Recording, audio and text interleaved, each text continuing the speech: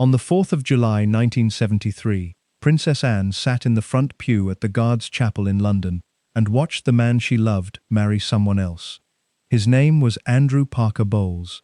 She had been in love with him for 3 years.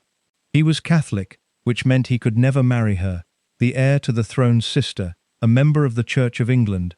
So instead, he married Camilla Shand. Camilla had been in love with Andrew for years too. But here's the part nobody tells you cleanly. Camilla had also been sleeping with Prince Charles, not because she loved Charles, because Andrew kept cheating on her, with other women, with Anne, with anyone he liked, and sleeping with the Prince of Wales was the most effective revenge a woman in 1970s Britain could possibly take. It worked. Andrew noticed, and then he proposed. So on that July afternoon in 1973, 3 people sat in that chapel who were all in love with the wrong person simultaneously. Princess Anne, watching her lover marry another woman. Prince Charles, on a Navy ship in the Caribbean, too heartbroken to be present. And Camilla, finally marrying the man she actually wanted, knowing she was still in love with him, knowing he would never stop cheating, and knowing that Charles was still waiting. 18 months later, she was back in Charles's bed. Andrew knew. He didn't stop it. Some people said he couldn't. You don't tell the future King of England to leave your wife alone. Others said he didn't want to. His parents had been close friends with the Queen Mother since before he was born. His military career depended on royal favor. He had been a page at Queen Elizabeth's 1953 coronation at the age of 13. Certain things are understood in certain circles without being said. The press eventually called him the man who laid down his wife for his prince. What he actually laid down was more complicated than that. He laid down the fiction of a faithful marriage. In exchange, he received 22 years of social protection, a brigadier's rank, a military career that survived everything, and the Queen's quiet approval.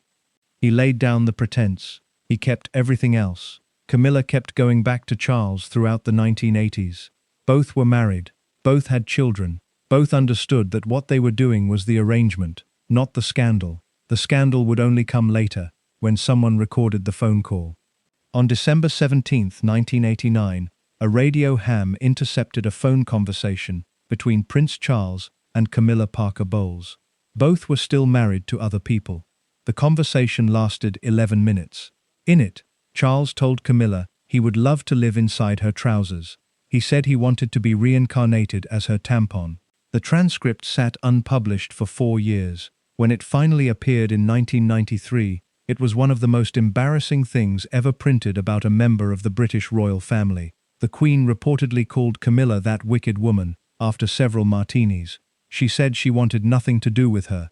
She refused to be in the same room as her. She skipped Prince Charles's 50th birthday party, her own son's 50th birthday, because Camilla was going to be there. The 2 women did not formally meet until the year 2000. The Queen did not attend their wedding in 2005. She attended the blessing ceremony afterward.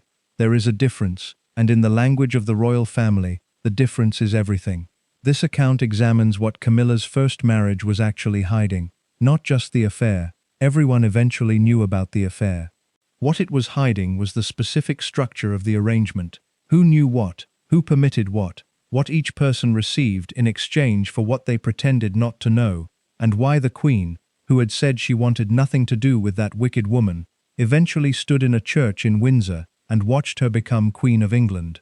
The structure built itself over 50 years. The secret was not the affair, the secret was the arrangement. And the arrangement is considerably more interesting than the affair. If you are enjoying this story so far, do not forget to hit the like button and subscribe. Drop a comment telling me where in the world you are watching from. I love hearing from you. Camilla Shand grew up in a world where the rules were understood without being stated. Her father Bruce Shand was a decorated war hero, a wine merchant, and a man whose social circle placed him precisely at the intersection of the English upper class and the royal family's outer orbit. Her mother Rosalind was a Cubit, the Cubits being the family that had built Belgravia, which is to say they had literally constructed a significant portion of the grandest residential neighborhood in London. The money was old. The connections were older. The understanding of how things worked, who married whom, what was permitted, what was required, and what was simply never discussed was the formation that the Shand household had been producing in its children since before Camilla was born. She was not a great beauty by the standards of the era. She was something more useful, a woman who made men comfortable. The accounts of the people who knew her in her 20s consistently describe the same quality: the ease, the directness, the specific warmth of the person who is genuinely interested in what you are saying and who lets you know it without performing the interest. She rode horses, she shot, she talked about things that mattered to the people she was talking to. In the world of the British upper class in the late 1960s, these qualities were worth considerably more than beauty. She met Andrew Parker Bowles through his younger brother Simon. Simon worked at her father's wine firm. The introduction was the kind of introduction that the interlocking social networks of the English upper class produced routinely. The friend of a brother, the acquaintance of an acquaintance, the person who turned up at the same party and stayed for the same conversation. They started dating in 1966. She was 19 years old. Andrew Parker Bowles was everything the era's social world valued in a man. He was tall and handsome in the cavalry officer manner, not conventionally pretty, but carried himself with the specific confidence of someone who had never seriously doubted his own attractiveness.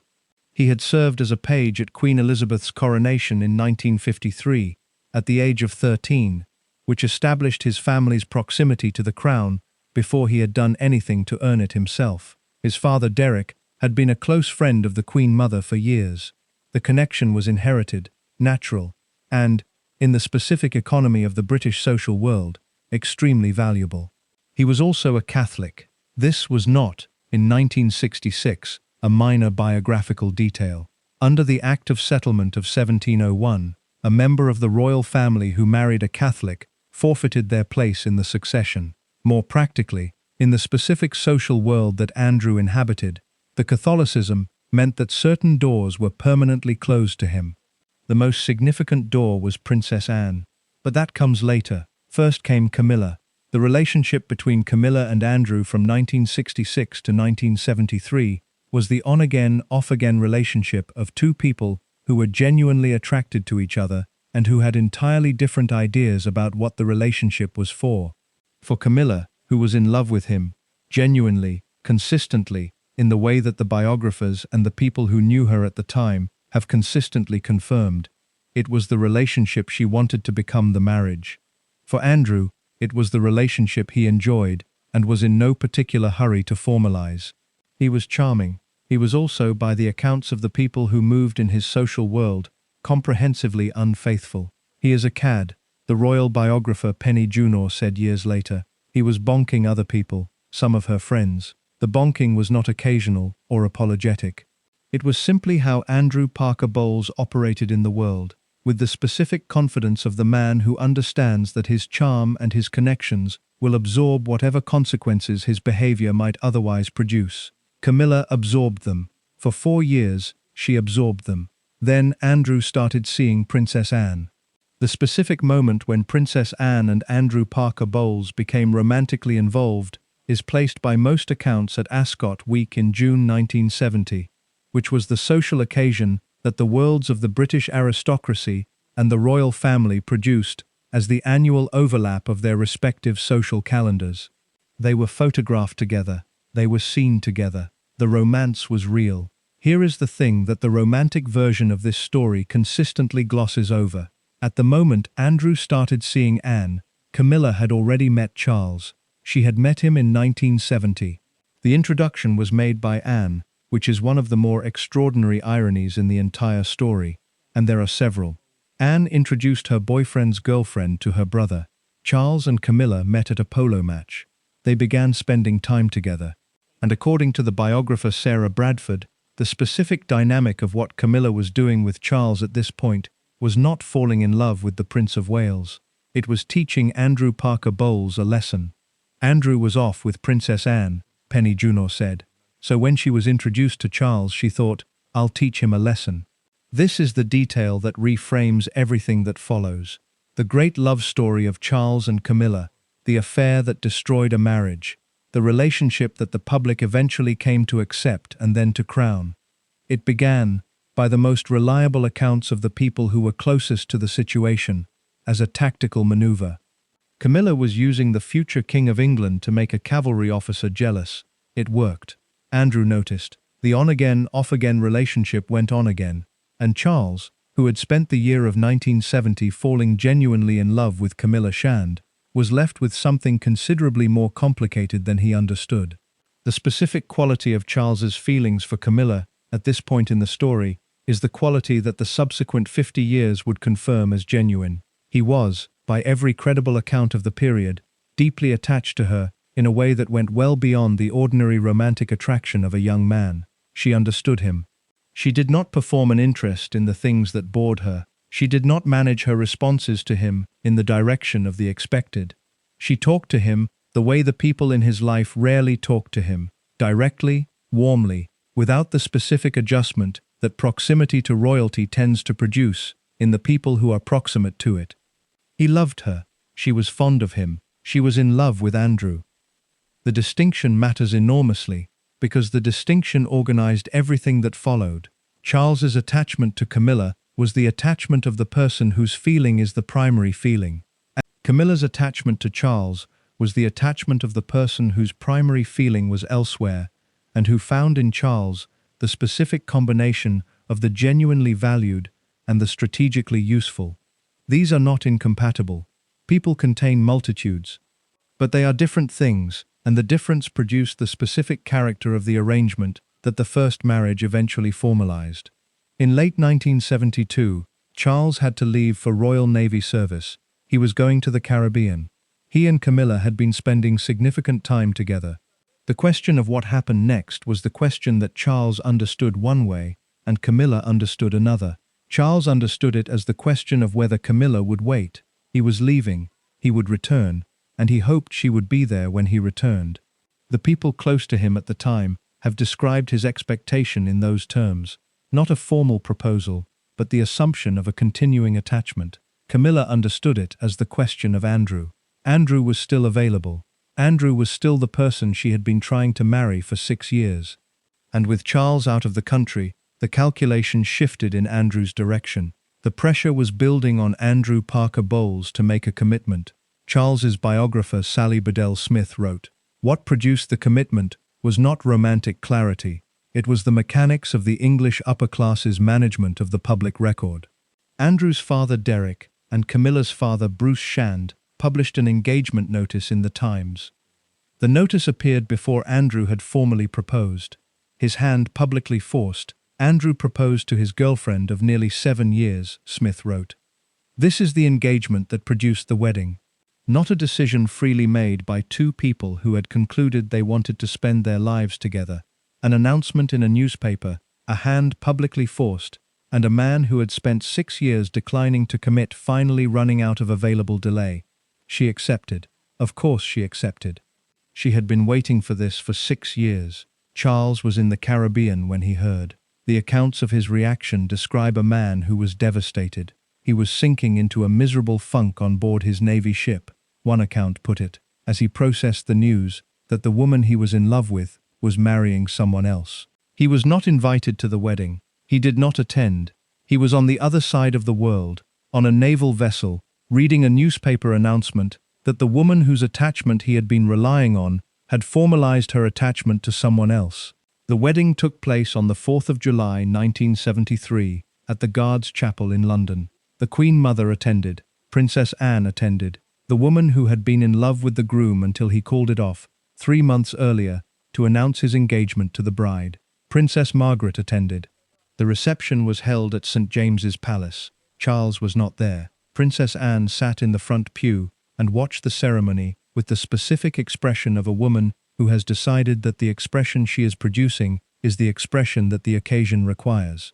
Whether she was heartbroken, or relieved, or simply moving through the specific social obligation of the occasion, is the question that the available sources have not resolved with the precision that the resolution would require, because Princess Anne is not a person who provides that kind of resolution to the available sources.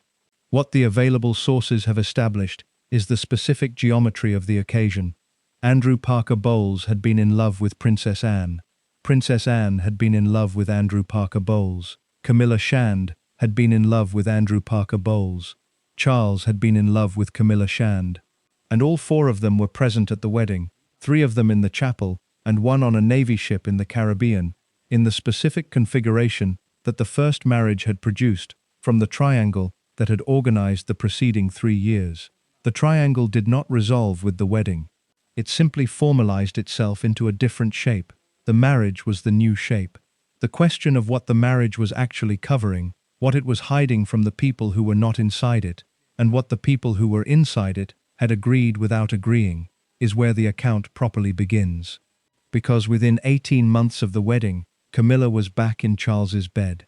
Andrew knew, and Andrew, who had spent 7 years declining to commit to the woman he had just married, did not object.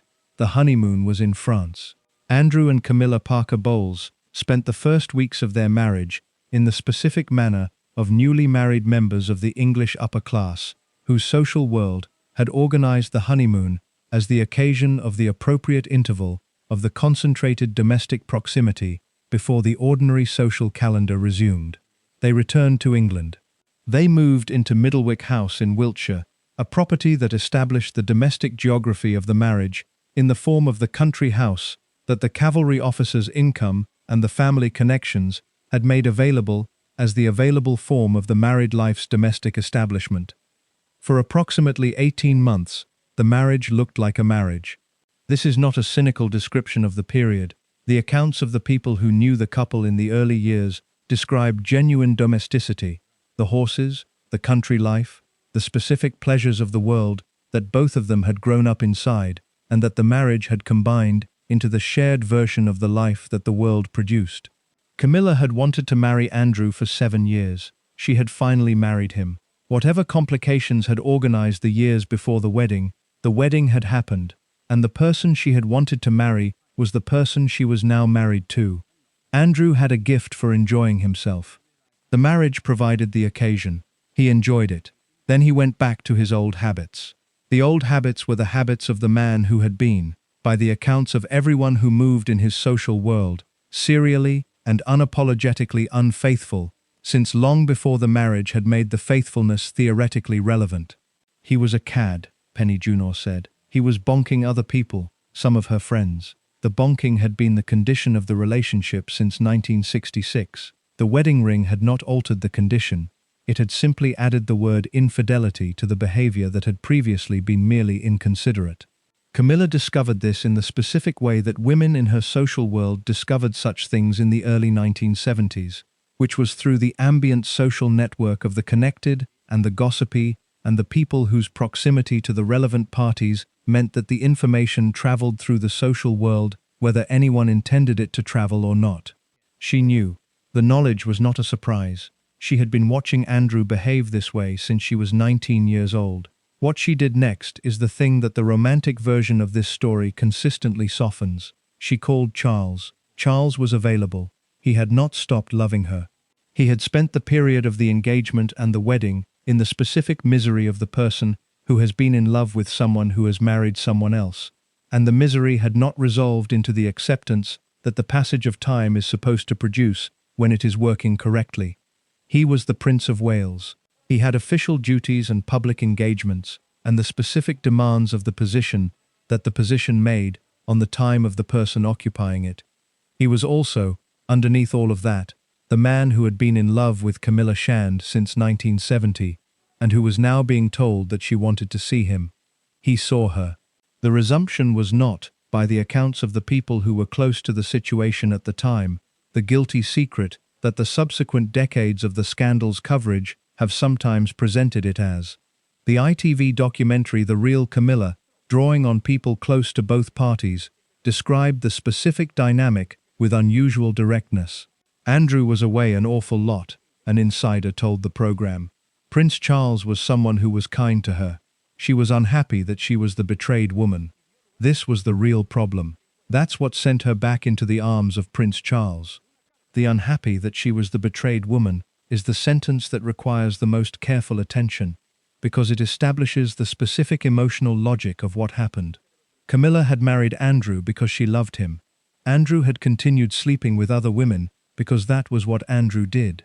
Camilla responded by returning to Charles not because Charles was the person she most loved.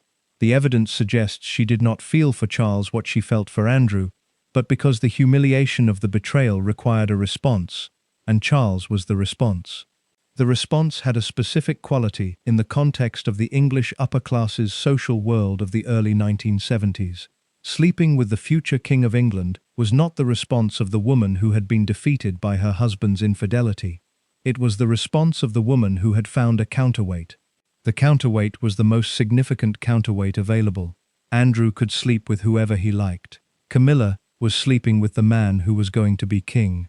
The question of what Andrew knew and when he knew it is the question that the available sources have addressed with varying degrees of directness. The bluntest account comes from the press and the biographers who covered the period. By most accounts, Andrew knew relatively early. He was not a stupid man. He was embedded in the social world in which the relevant information was available. He had eyes. He had friends.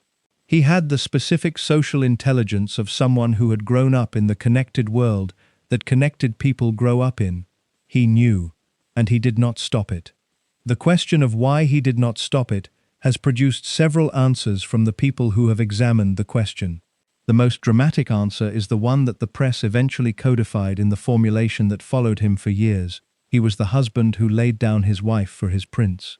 The dramatic version of this answer suggests a man who made a conscious calculation, trading his wife's fidelity for the royal favor that the calculation was organized around purchasing. The dramatic version is partially accurate and mostly incomplete. The complete version requires understanding the specific quality of the world Andrew Parker Bowles inhabited and the specific position he occupied within it. His father had been close to the Queen Mother since before Andrew was born.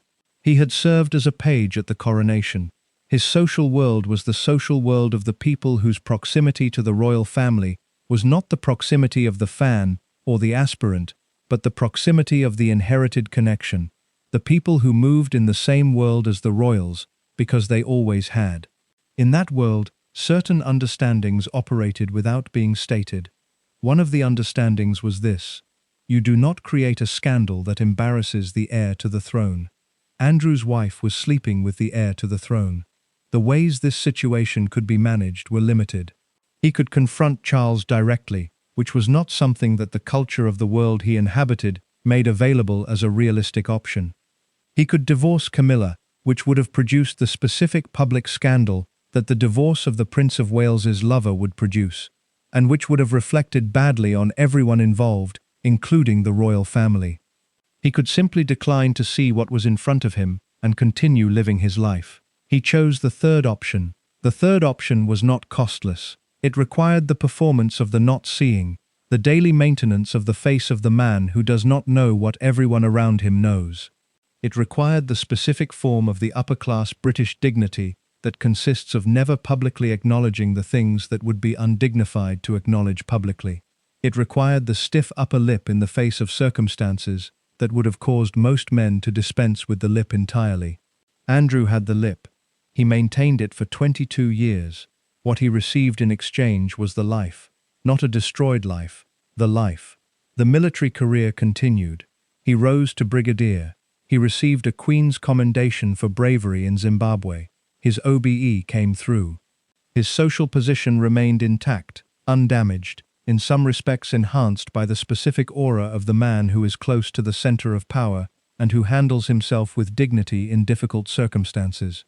He remained on excellent terms with the royal family. Princess Anne remained his closest friend. He was invited to the coronation of Charles and Camilla in 2023, the coronation of his ex-wife and the man she had been sleeping with throughout their marriage. He attended.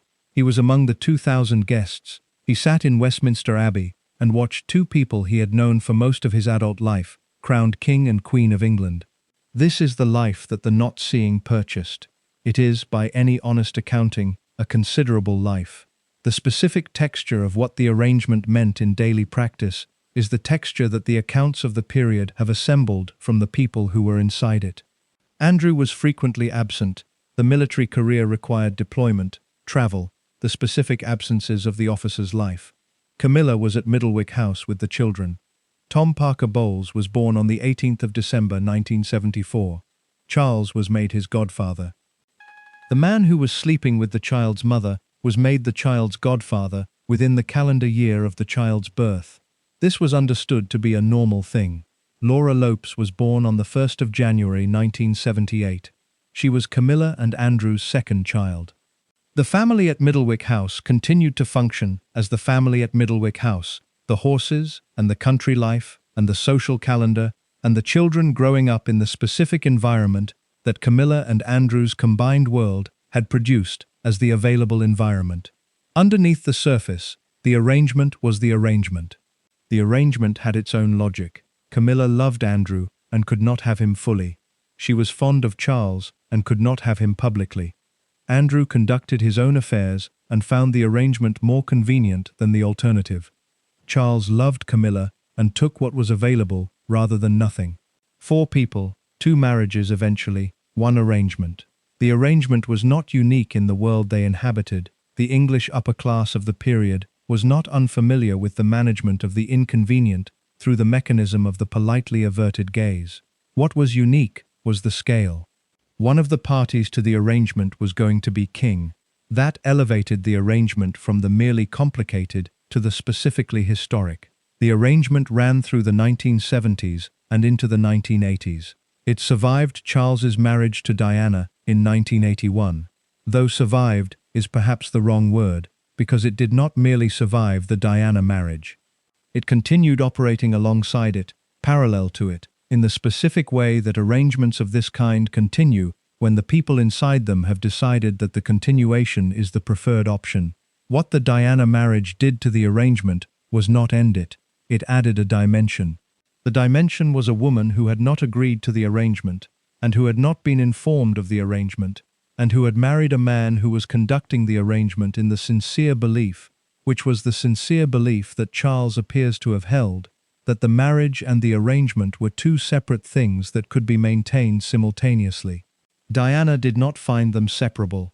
The specific way that Diana discovered what the arrangement was, and what it had been before her marriage, and what it continued to be after her marriage, is the account that the next part of this account examines.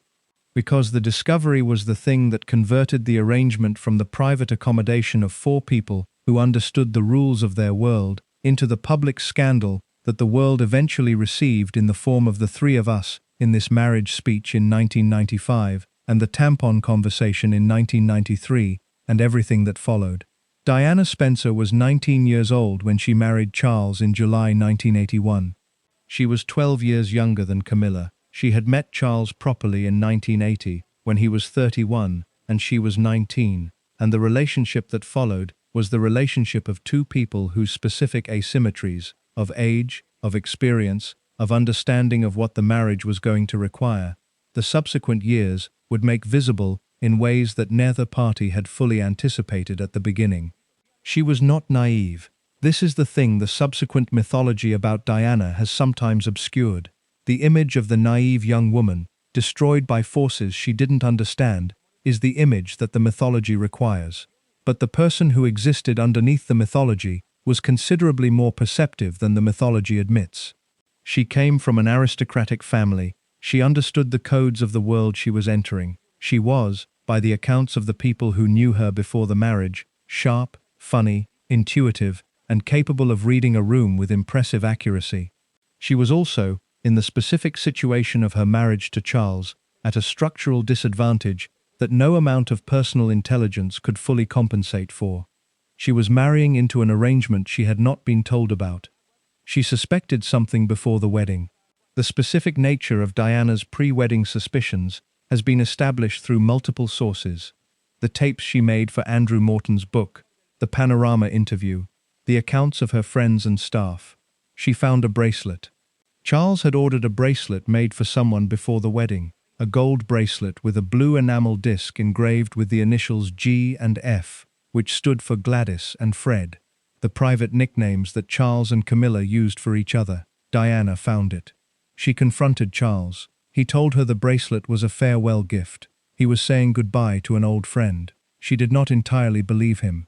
But she married him anyway, in the specific calculation that 19-year-olds make when they are about to marry the heir to the throne in front of 750 million television viewers. The calculation that the marriage was happening, that the doubts might be wrong, and that the life on the other side of the ceremony was the life that would establish what was actually true. The life on the other side of the ceremony established something specific. Camilla was still there. How quickly Diana understood the full picture is a question the sources have answered in different ways. What is established is the timeline. The marriage was July 1981.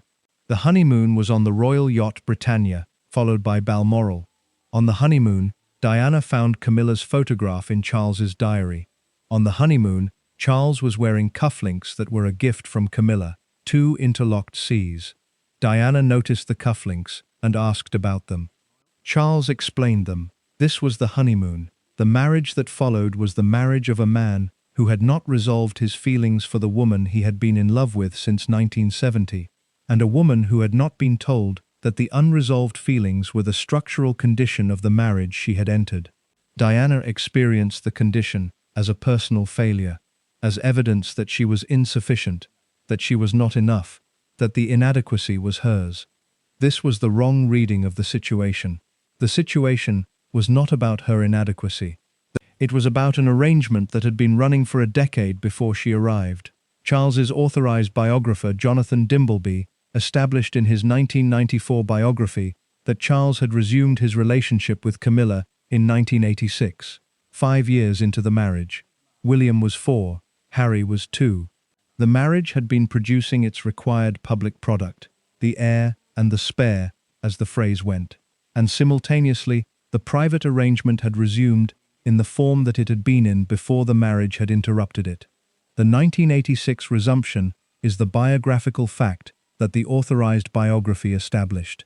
What the unauthorized accounts, Diana's tapes, her friends, the people who were around both parties, suggest is that the arrangement had never fully stopped.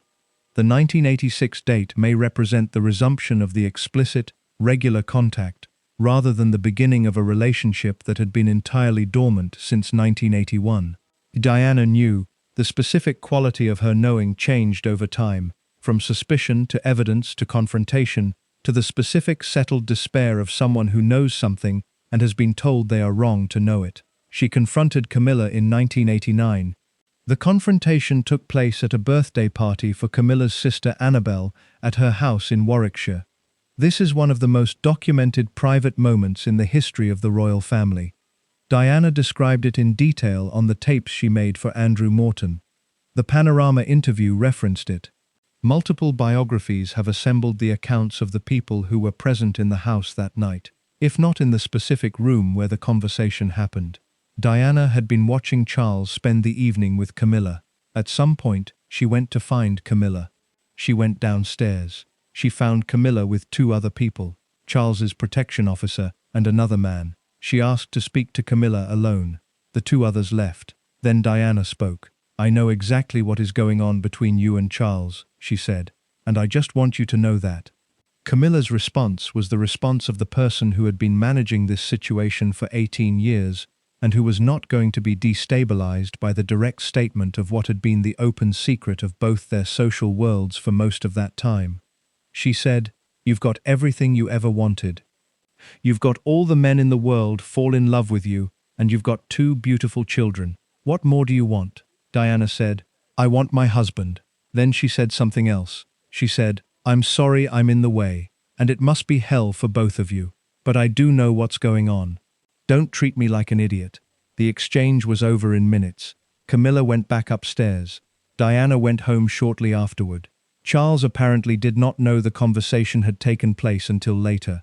What the exchange reveals is the specific power dynamic of the situation. Camilla was not defensive. She was not apologetic. She did not perform guilt or confusion, or the specific emotion that the woman in her position might be expected to produce when confronted by the wife of the man she has been sleeping with since before the marriage began. She was, by the accounts of the people who have examined the exchange most carefully, entirely composed. The composure was real. The situation was not new to her. She had been managing its public and private dimensions for nearly 2 decades. She understood the shape of it better than Diana did, because she had been inside the shape for longer. She also understood something that Diana did not yet fully understand, which was the specific quality of Charles's attachment to her, and the specific limitations that attachment placed on the marriage's capacity to function as a marriage in the ordinary sense. Charles did not love Diana the way Diana loved Charles. This was not a secret to anyone who had been paying attention to the situation since 1973. It was a secret to Diana, because Diana had married him with the reasonable expectation that the person she was marrying was in a position to love her. He was not in that position. He had been in love with someone else since 1970. The three of us in this marriage line, from Diana's 1995 Panorama interview with Martin Bashir, has been repeated so many times since it was spoken that the repetition has somewhat smoothed the specific sharpness of what Diana was describing. She was describing the structural condition of her marriage, not an affair that Charles had embarked on after the marriage and that the marriage might have recovered from. The original, foundational arrangement that the marriage had been built on top of. There were three of us in this marriage, she said. So it was a bit crowded. The bit crowded was the understatement that the English language produces when the English are describing something that is not crowded but devastating. Three people in a marriage is not crowded in the manner of the too small apartment. It is the specific devastation of the person who has understood that the institution they entered in good faith was not the institution it was presented to them as being. Diana had entered in good faith. The institution had not been presented to her honestly. The public received Diana's account of the situation with the specific emotion that the public produces when it receives the account of the wronged person, whose wrongedness is both genuine and strategically delivered. The combination of the sympathy and the uncomfortable awareness that the story is being told in the form that serves the teller's interests as well as the interests of the truth. Diana was not wrong. She was also not politically neutral. The Panorama interview was, among other things, a weapon deployed in the ongoing private war of the separation period. Both things were true simultaneously. What was also true was the recording.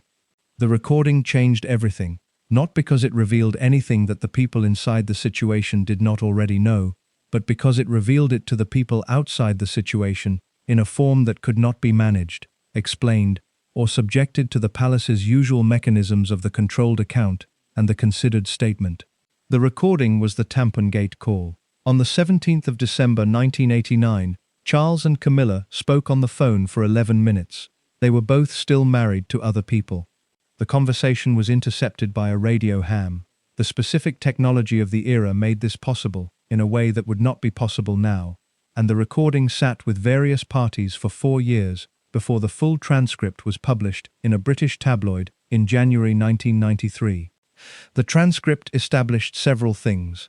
It established that Charles and Camilla had been conducting an ongoing intimate relationship at the date of the recording, which was 1989, 13 years after Camilla had married Andrew, and 8 years after Charles had married Diana.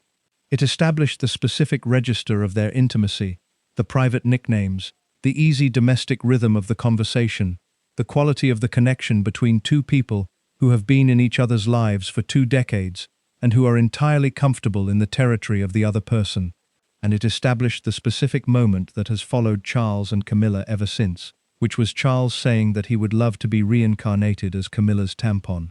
The tampon line has been extracted from its context and deployed as the punchline of a joke about the royal family for 30 years. The punchline function has obscured what the line actually reveals in its context. The conversation was intimate in the specific way of the people who are deeply comfortable with each other, the ordinary-sounding beginning, the mundane logistics of when they would see each other, the gradual shift into the register of the people who are discussing their physical longing for each other in the private vocabulary they have developed. The tampon line arrived in that context. Charles said he would like to be Camilla's tampon. The specific absurdity of the statement is the absurdity of the genuinely intimate conversation, the reach for the vivid expression of the physical longing that produces the statement that sounds bizarre when extracted from the conversation, but that functions differently inside the conversation as the expression of the depth of the wanting rather than the statement of the bizarre. The conversation also included Charles saying he loved Camilla, It included Camilla saying she needed him. It included the specific texture of the long, established, deeply rooted relationship of two people who had been conducting it for longer than some marriages last entirely. The recording was made in 1989. Diana confronted Camilla that same year. The two events of 1989, the confrontation at Annabelle's birthday party and the intercepted phone call, were the events that together established the specific character of the year that the arrangements of the preceding decade had been moving toward. The marriage was ending. The arrangement was continuing. And somewhere in between the two, Diana was managing the specific condition of being the third person in a marriage that had not been designed to accommodate her. She managed it with the specific intelligence and the specific lack of institutional support that her position produced. She had no ally inside the palace. She had no one who could explain to her that the situation she was in was the situation that had been running since before her marriage began. She had the specific loneliness of the person who is inside an institution that has not told her what the institution is. "Don't treat me like an idiot," she had told Camilla. They had been treating her like an idiot since the wedding, not with contempt, with the specific form of the managed ignorance that institutions deploy when the ignorance of the person inside the institution is the condition that the institution requires to be maintained. She eventually removed the ignorance herself.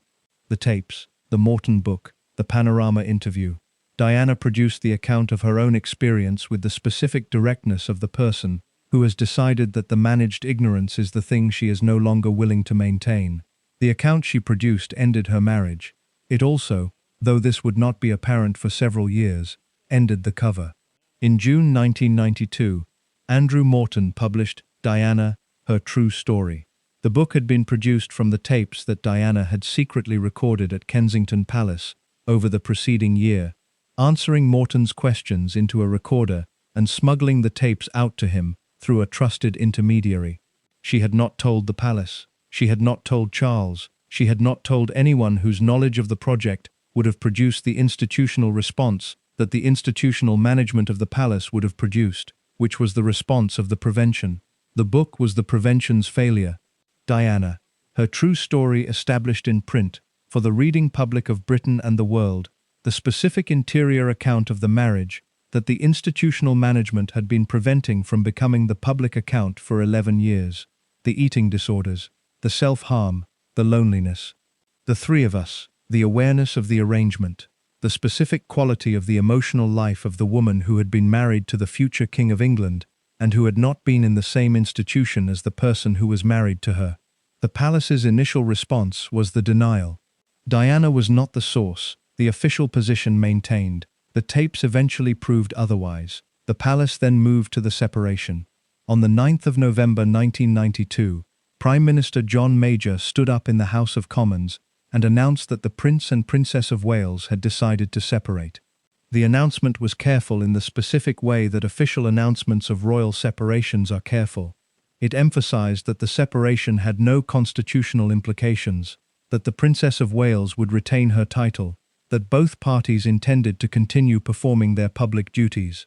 The announcement was the announcement of the managed separation rather than the collapsing marriage, presented in the language of the institution, managing a difficult situation, rather than the language of the institution that had just watched its most significant public relationship self-destruct on the front pages of every newspaper in the world. Camilla woke up that morning as the most publicly blamed woman in Britain. This is not an exaggeration. The mourned book had named her. The palace's management of the separation had produced the public narrative of the wronged princess and the third party whose presence in the marriage had been the cause.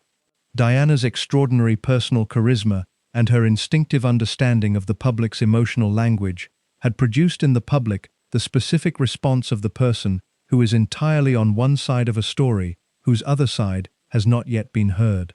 The other side was Camilla.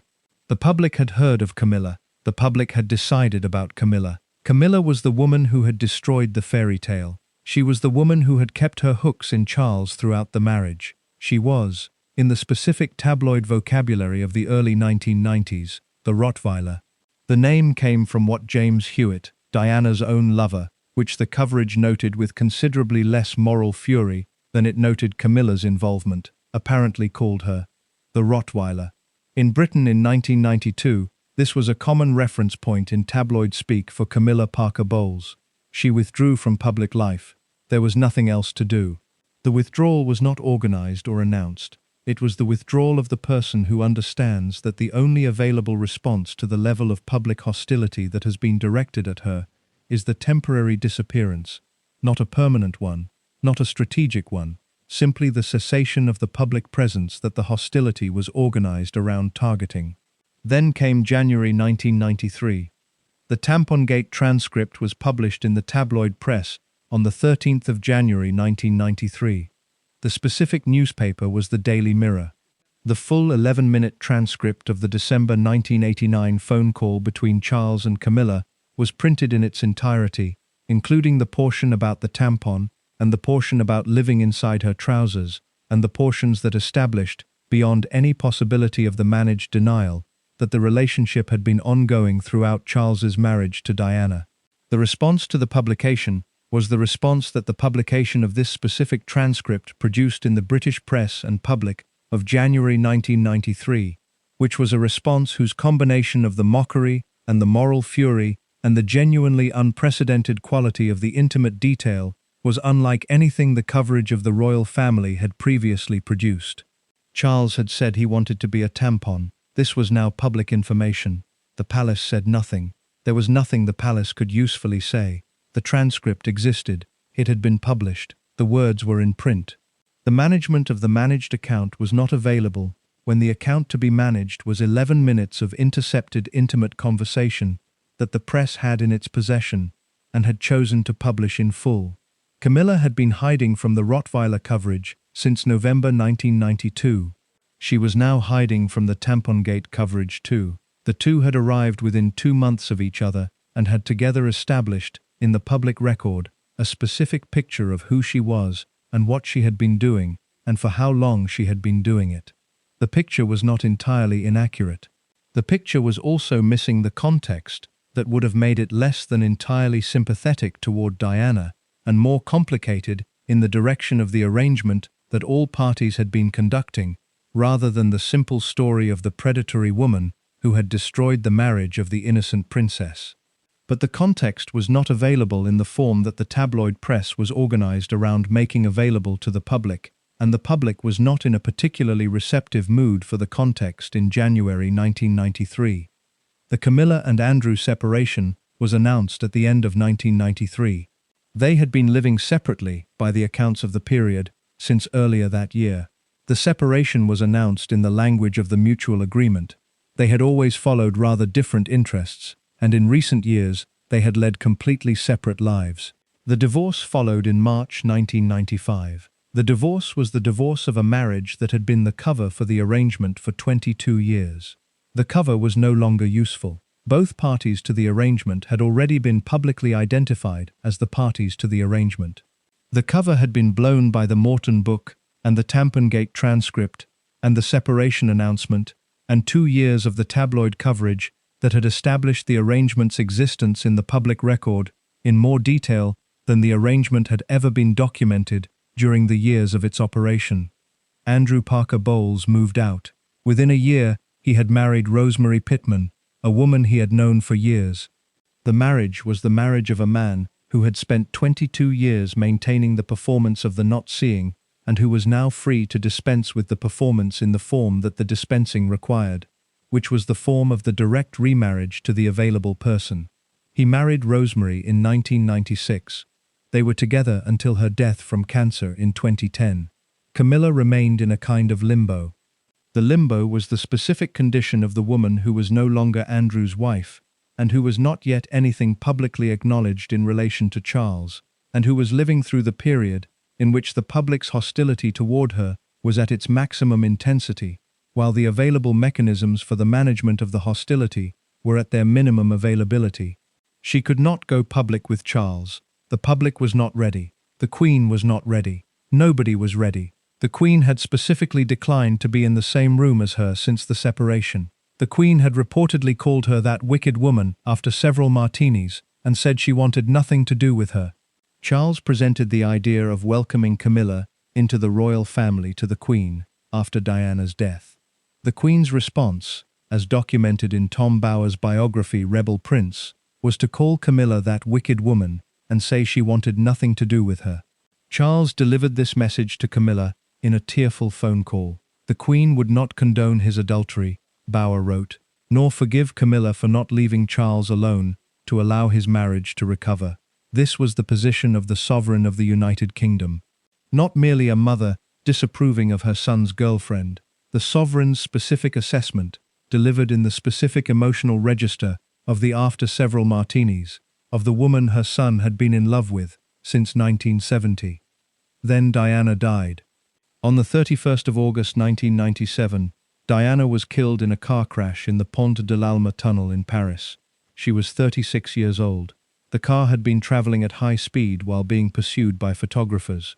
The driver had alcohol in his system. The crash killed Diana, the driver, and Dodi Fayed. Diana's bodyguard, Trevor Rees-Jones, survived. The public grief that followed was the grief of the person who had understood Diana as the wronged party in the story, and who had now lost the wronged party in the most dramatic and visible way available. The flowers outside Kensington Palace. The miles of flowers. The queue to sign the condolence books. The specific quality of the national emotion that the days between Diana's death and her funeral on the 6th of September produced in Britain and across the world. Camilla was not visible during any of it. She could not be. She was the person the public held responsible for Diana's unhappiness, and the public in the days following Diana's death was not in a mood to consider the complexity of the situation or the multiple contributions to the marriage's failure that the situation contained. She stayed entirely out of sight. The effect of Diana's death on Camilla's position was not the immediate improvement that some subsequent accounts have implied. The immediate effect was the opposite. The public grief was the grief of people whose feelings about Diana were the feelings of devotion, and the devotion to Diana was the devotion that organized itself against Camilla as the person who had been Devon's antagonist in the story. William and Harry reportedly told their father, in a conversation that Harry described in his memoir Spare, that they supported him and endorsed Camilla, but asked him simply not to marry her. Just be together, Pa. William and Harry were teenagers who had just lost their mother. Their position was the position of the teenagers whose mother had died and who were being asked to accommodate the woman whose presence in the marriage had been a source of their mother's misery. Charles married her anyway, but not yet. Not for 8 years. 8 years is a long time to be the person that everyone is waiting to see what happens with. The 8 years between Diana's death in 1997 and the April 2005 wedding were the 8 years of the managed emergence, the gradual, careful, institutionally supervised process by which Camilla Parker Bowles was converted from the person the Queen refused to be in the same room as to the person the Queen agreed to watch her son marry. The Queen did not attend the wedding. She attended the blessing ceremony. There is a difference between the two, and in the language of the royal family, the difference is everything. The civil ceremony at Windsor Guildhall on the 9th of April 2005 was the ceremony at which Charles and Camilla were legally married.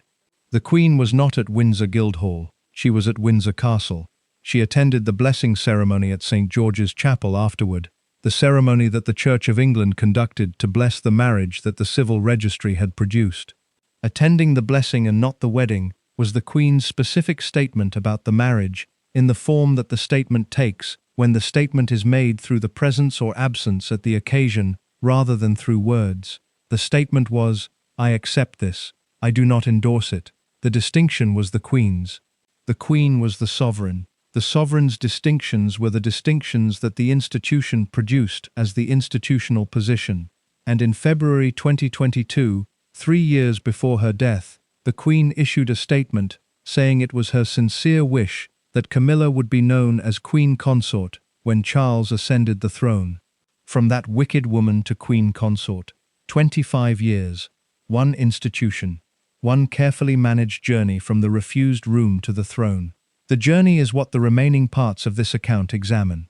In 1998, Prince Charles turned 50 years old.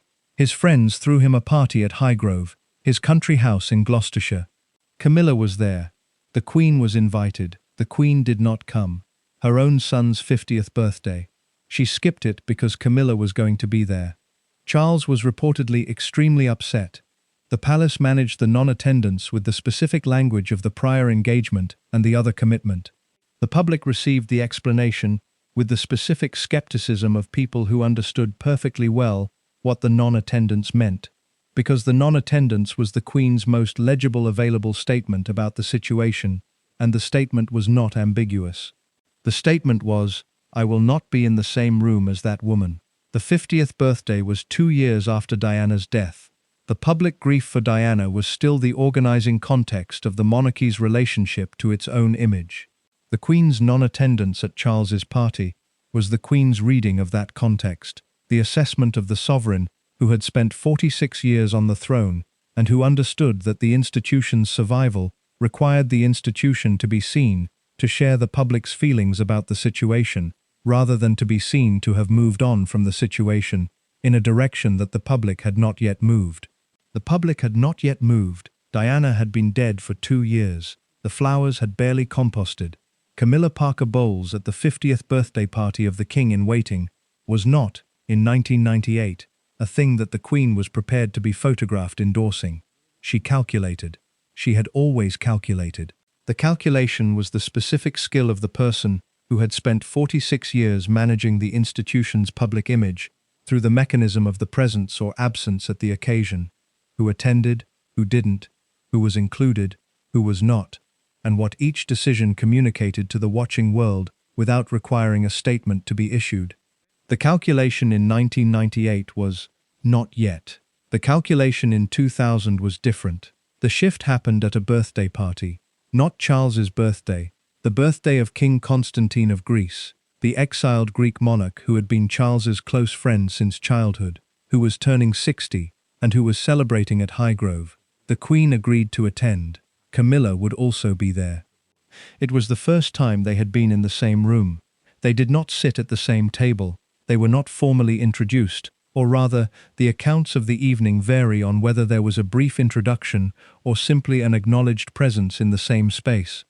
But the Queen was there, and Camilla was there, and both of them were at the same party, and the world did not end. Lucia Santa Cruz, one of Camilla's closest friends, described what she believed had changed in the Queen's thinking in an account that has been cited by multiple biographers. When Camilla was married to Andrew Parker Bowles, Santa Cruz said, she used to go to Balmoral with him and join the royal family. They got on marvelously well, but when the marriage failed and she was with Prince Charles, she was rejected and got all the blame, which was so unfair. The so unfair is Santa Cruz's assessment rather than the Queen's. But Santa Cruz was describing something real about the evolution of the Queen's position. The Camilla that Elizabeth had known during the marriage to Andrew was the Camilla who had been an acceptable presence in the royal social world, the wife of the cavalry officer whose family had connections to the Queen Mother, the woman who came to Balmoral as part of that world and was received as part of that world. The transformation of Camilla into the public enemy had been produced by the specific events of 1992 and 1993, and the coverage that those events had generated. It was the coverage that had made Camilla into the Rottweiler. Before the coverage, she had been a perfectly acceptable member of the extended social world. The Queen was not, at some fundamental level, dealing with a new person. She was dealing with the press's version of a person she had known for years. This is not to say that the Queen's anger was performed rather than real. The anger was real. That wicked woman after several martinis was the real assessment of the real person, whose real feelings about the situation were the feelings of a woman who had watched the marriage of her eldest son disintegrate in public, and who had watched the disintegration produce the specific institutional crisis of the annus horribilis, the phrase the Queen herself had used in a speech in 1992, and who had identified in Camilla the specific human catalyst of the disintegration.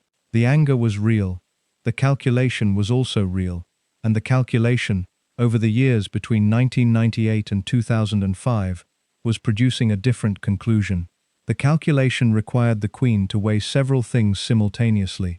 The first was the institution's continuity. Charles was the heir. Charles was going to be king. The person Charles was in love with had been in love with since 1970, had been in love with through his marriage, had remained in love with through the separation and the divorce, and the death of Diana, and the years of the managed emergence, was Camilla. The institution's continuity required the next king to be in a stable position. The stable position required the resolution of the Camilla question. The resolution of the Camilla question required the Queen to find a way to accept Camilla. The second thing the calculation required the Queen to weigh was the institution's image. The institution's image in the period between 1997 and the early 2000s was the image of the institution that had not handled Diana's death well. The specific crisis of the week following the crash, when the flag over Buckingham Palace had not been flown at half-mast, and the Queen had not returned immediately to London, and the public's grief had converted briefly into something that felt like anger directed at the palace. The institution had recovered from the crisis, but the recovery was the recovery of the institution whose public image was being managed with the specific awareness that the Diana legacy was the most combustible available element of the monarchy's relationship to its own subjects. Accepting Camilla too quickly would have been the match to the combustible element. The Queen's non-attendance at the 50th birthday was the management of the combustible element through the mechanism of the not yet. The third thing was personal. Elizabeth II had not been the Queen at the expense of being a person. She had views. She had feelings. She had the specific quality of the woman who had been formed in a particular moral universe, the moral universe of duty and discretion, and the specifically Anglican sense of what marriage was, and what the breaking of it meant, and who was now being asked to welcome into the family the woman whose relationship with her son had broken a marriage. That wicked woman was the personal feeling. The sovereign's calculation was the institutional one. Both were real. Both were operating simultaneously in the same person. The managed emergence of Camilla continued through the early 2000s. The tools of the managed emergence were the tools of the gradual normalization, the appearance at the occasional public event, the photograph with Charles that was not exactly hidden but was not exactly announced, the specific calibration of the visibility that the institution and the communications professionals were managing in the direction of the slow and the careful rather than the sudden and the shocking. In 2001, Camilla attended the 50th birthday party of Charles's friend and confidant, Nicholas Soames. Camilla attended a memorial service for the Queen Mother in 2002 at St. George's Chapel. These were the occasions of the incremental inclusion, the specific small steps of the managed emergence that the communications professionals were organizing in the direction of the normalization that the normalization required. The Queen Mother died in March 2002 at the age of 101. Her death was significant for Camilla's position in a specific way that the accounts of the period have noted. The Queen Mother had been, by all available accounts, entirely opposed to Camilla. She had adored Diana. She had not forgiven Charles. She had been, within the family's private social world, the most significant voice of the sustained opposition to the idea of Camilla's acceptance. With the Queen Mother gone, the sustained opposition lost its most senior advocate. Also in 2002, Charles's communications team took the decision to bring Camilla more explicitly into the public sphere. She began attending more events. She was photographed more regularly with Charles. The coverage shifted, not dramatically, but detectably, from the hostile to the something more complicated. The Rottweiler coverage had peaked in the mid-1990s. By 2002, the coverage was beginning to reflect the public's own gradual shift from the specific fury of the immediate post-Diana period to the more nuanced position of people who were processing the situation with the additional information that the years had provided. The additional information included the specific evidence of Charles's genuine devotion to Camilla, the consistency of the attachment across 30 years, the persistence of it through everything the everything had included. The public reception of the consistency was the public reception of the evidence that the relationship was not the opportunistic affair of the cynical account, but the sustained, genuine, long-standing love of two people who had been in each other's lives since 1970 and who had not stopped despite the costs. The Queen watched the shift. She was watching everything. She had always watched everything.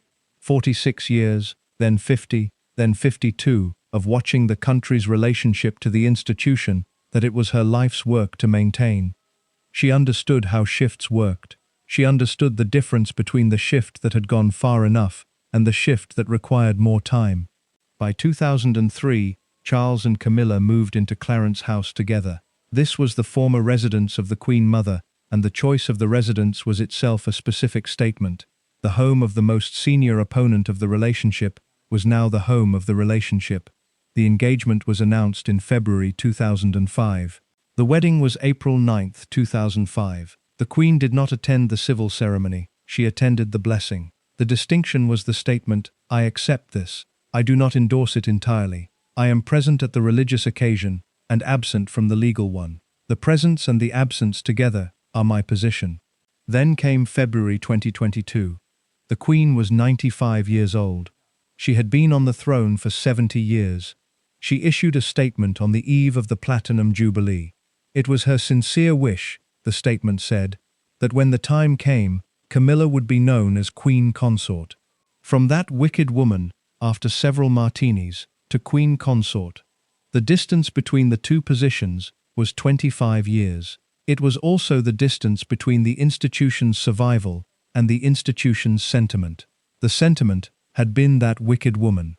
The survival had required Queen Consort. The calculation had produced the journey. The journey had taken 25 years. The Queen had made longer journeys. She had been making the journey of the institution over the personal since 1952. The Camilla journey was one more. What the journey cost the people who were not the Queen is the account that the following parts examine. The title of this account proposes that Camilla's first marriage hid a secret the royals never forgave.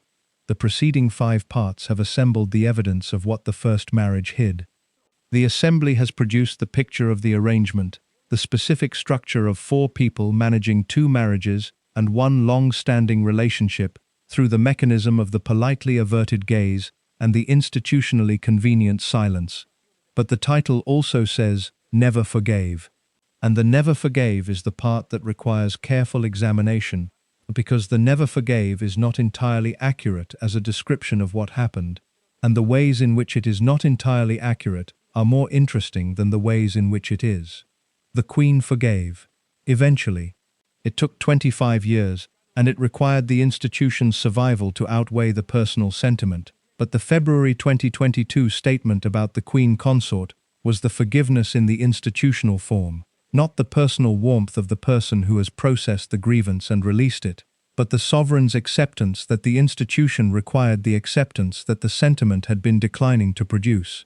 The people who have not forgiven are more complicated. Start with Andrew Parker Bowles. Andrew has never, in any public account of his position, described himself as unforgiven or as the wronged party. He attended the coronation of Charles and Camilla in May 2023. He sat in Westminster Abbey and watched 2 people he had known for most of his adult life crowned king and queen. He was among the 2,000 guests. He appeared in photographs looking, the word the press used was dignified. He was always dignified. 22 years of the not seeing had been his training in the dignified. He also continued representing the royal family at official occasions. He attended funerals on behalf of Princess Anne. He was photographed with Anne at Royal Ascot year after year. The races, the horses, the world they had shared since 1970, continuing without the marriage that had briefly rerouted the connection. He remained Anne's closest friend, whatever Anne felt about the specific arrangement that had organized the years between 1973 and 1995. She had not allowed the feeling to alter the friendship that the feeling's object had been the cause of losing. Princess Anne had loved Andrew Parker Bowles. Andrew had chosen Camilla. Andrew had then allowed Camilla to conduct the affair with Charles throughout the marriage.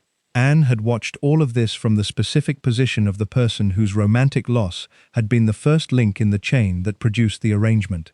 She has never spoken publicly about any of it. This is not unusual.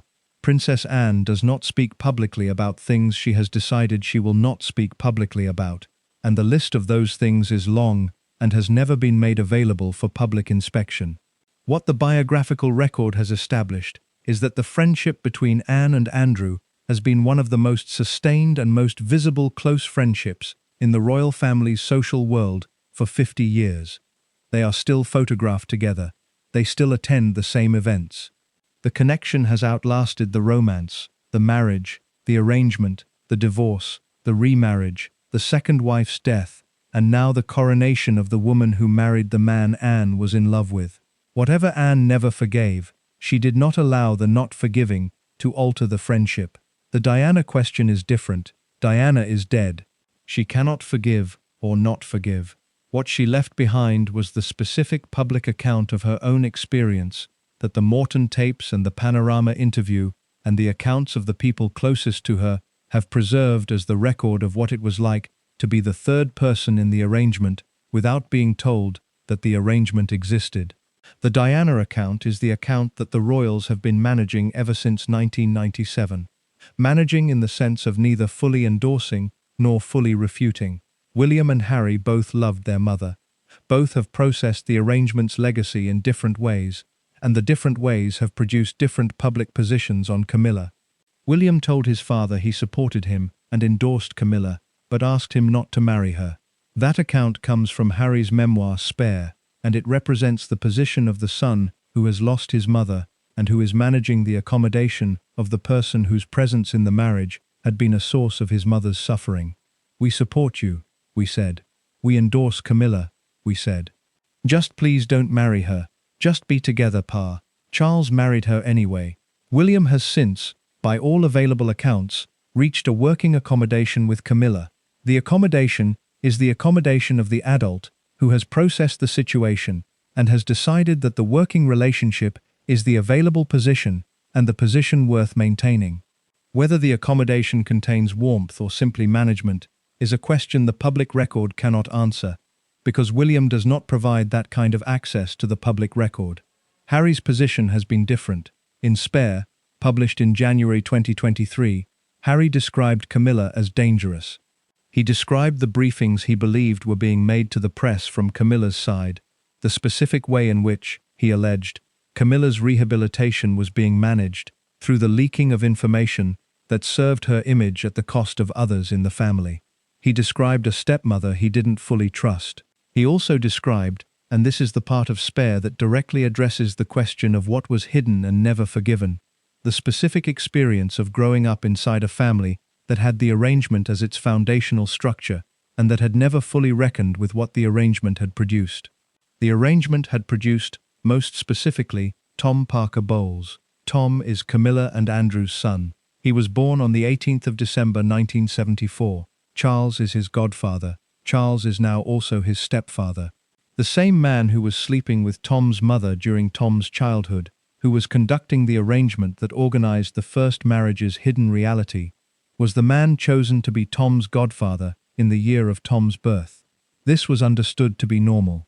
Tom Parker Bowles has been, in the public record of his comments about his mother and stepfather, consistently generous. He has described his childhood warmly. He has spoken about his mother with affection and about Charles with the specific warmth of the person who has decided that the warmth is the appropriate public register for the relationship. He has not publicly engaged with the specific architecture of the first marriage in the form of the account that the architecture would produce if the account were the angry account rather than the accommodated one. Laura Lopes, Camilla and Andrew's daughter, has been similarly public in her accommodation. She was born on the 1st of January 1978. Her son Gus Lopes was a page at the coronation of Charles and Camilla. The child of the marriage that the arrangement had organized was a page at the coronation of the man who had been conducting the arrangement throughout the marriage. The generations have absorbed the arrangement. The absorption is the accommodation that the arrangement required of the people who were inside it, and who have continued to be the people inside the family that the arrangement produced. The specific secret that the first marriage was hiding, assembled from what the 5 preceding parts have established, was not simply the affair. The affair has been public knowledge since at least the early 1990s. The secret was the structure, the specific architecture of the thing, the 4 people, the 2 marriages, the 1 arrangement, the institutional permission that the connected world of the English upper class extended to the arrangement by deciding collectively not to see it, the specific function of the first marriage as the cover that allowed the arrangement to operate in the form of the respectable and the domestically established. The structure was the secret. The structure was what allowed the arrangement to run for 30 years without producing the institutional crisis that the institutional crisis eventually required the arrangement to produce when the cover was blown from the outside by the Morton book and the Tampon Gate recording. The royals who never forgave, and there were royals who never forgave, did not forgive the affair. The affair they had known about in the connected world of the English upper class for years before it became public. What they did not forgive was the specific cost the arrangement had produced when the cover failed. The cost had been Diana.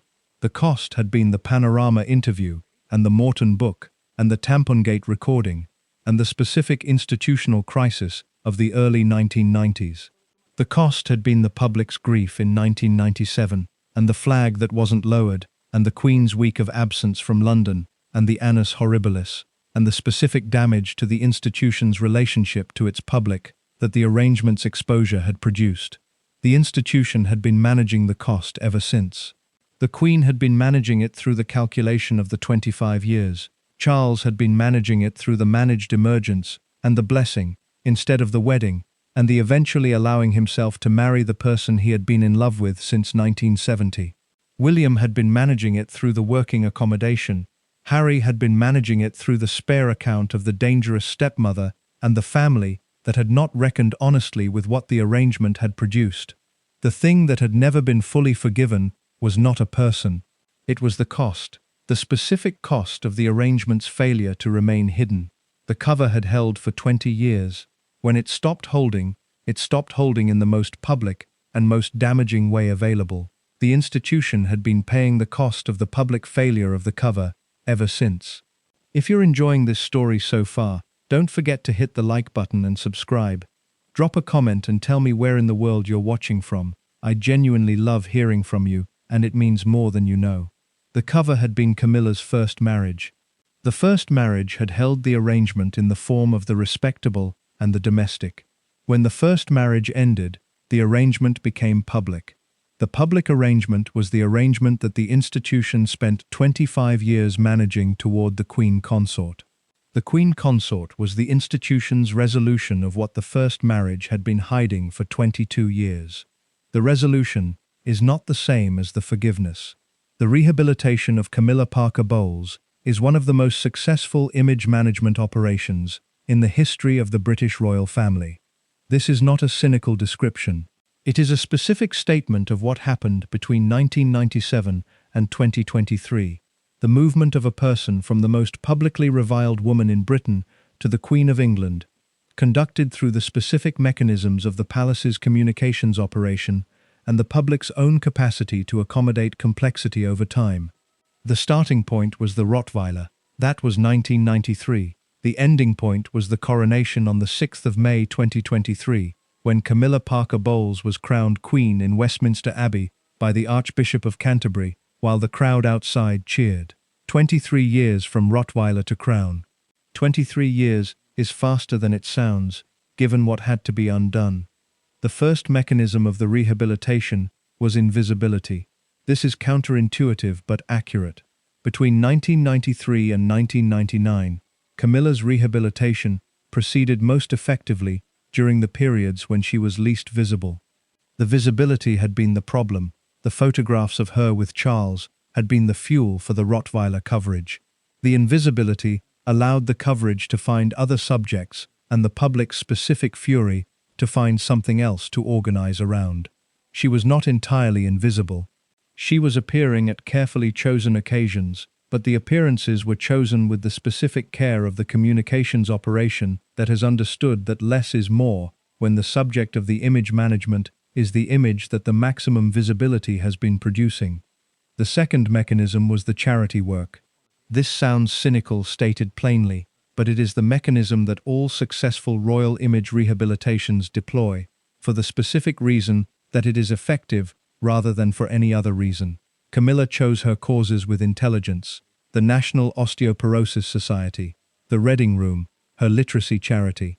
Rape Crisis England and Wales. This last one in particular established a specific quality of the seriousness and the purpose that the work represented. She was not attending charity galas and being photographed in evening wear. She was sitting with survivors of sexual violence and doing the work. The work was genuine. The strategic value of the work being genuine is considerable, because the person doing the work genuinely does the work differently from the person who is performing the work for the camera, and the camera can usually tell the difference, and so can the people in the room.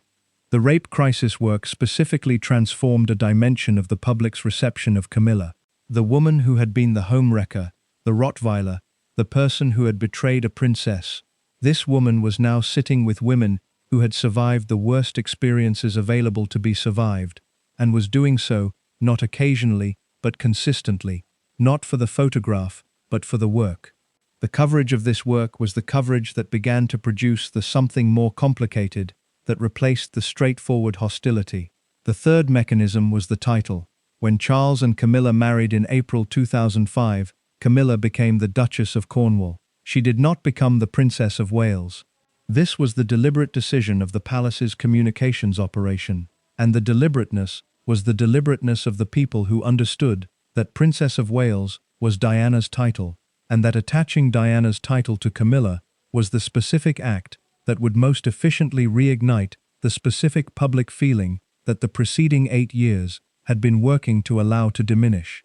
The Duchess of Cornwall was the title that established Camilla's presence without the Diana comparison. The absence of the Princess of Wales title was the absence of the most combustible element of the image management situation. The combustible element had been removed. The title that replaced it was the title of the person who was Charles's wife and Cornwall's Duchess, and who was not Princess of Wales, and who was therefore not requiring the public to manage the Diana comparison every time the title appeared in a headline. The title mattered.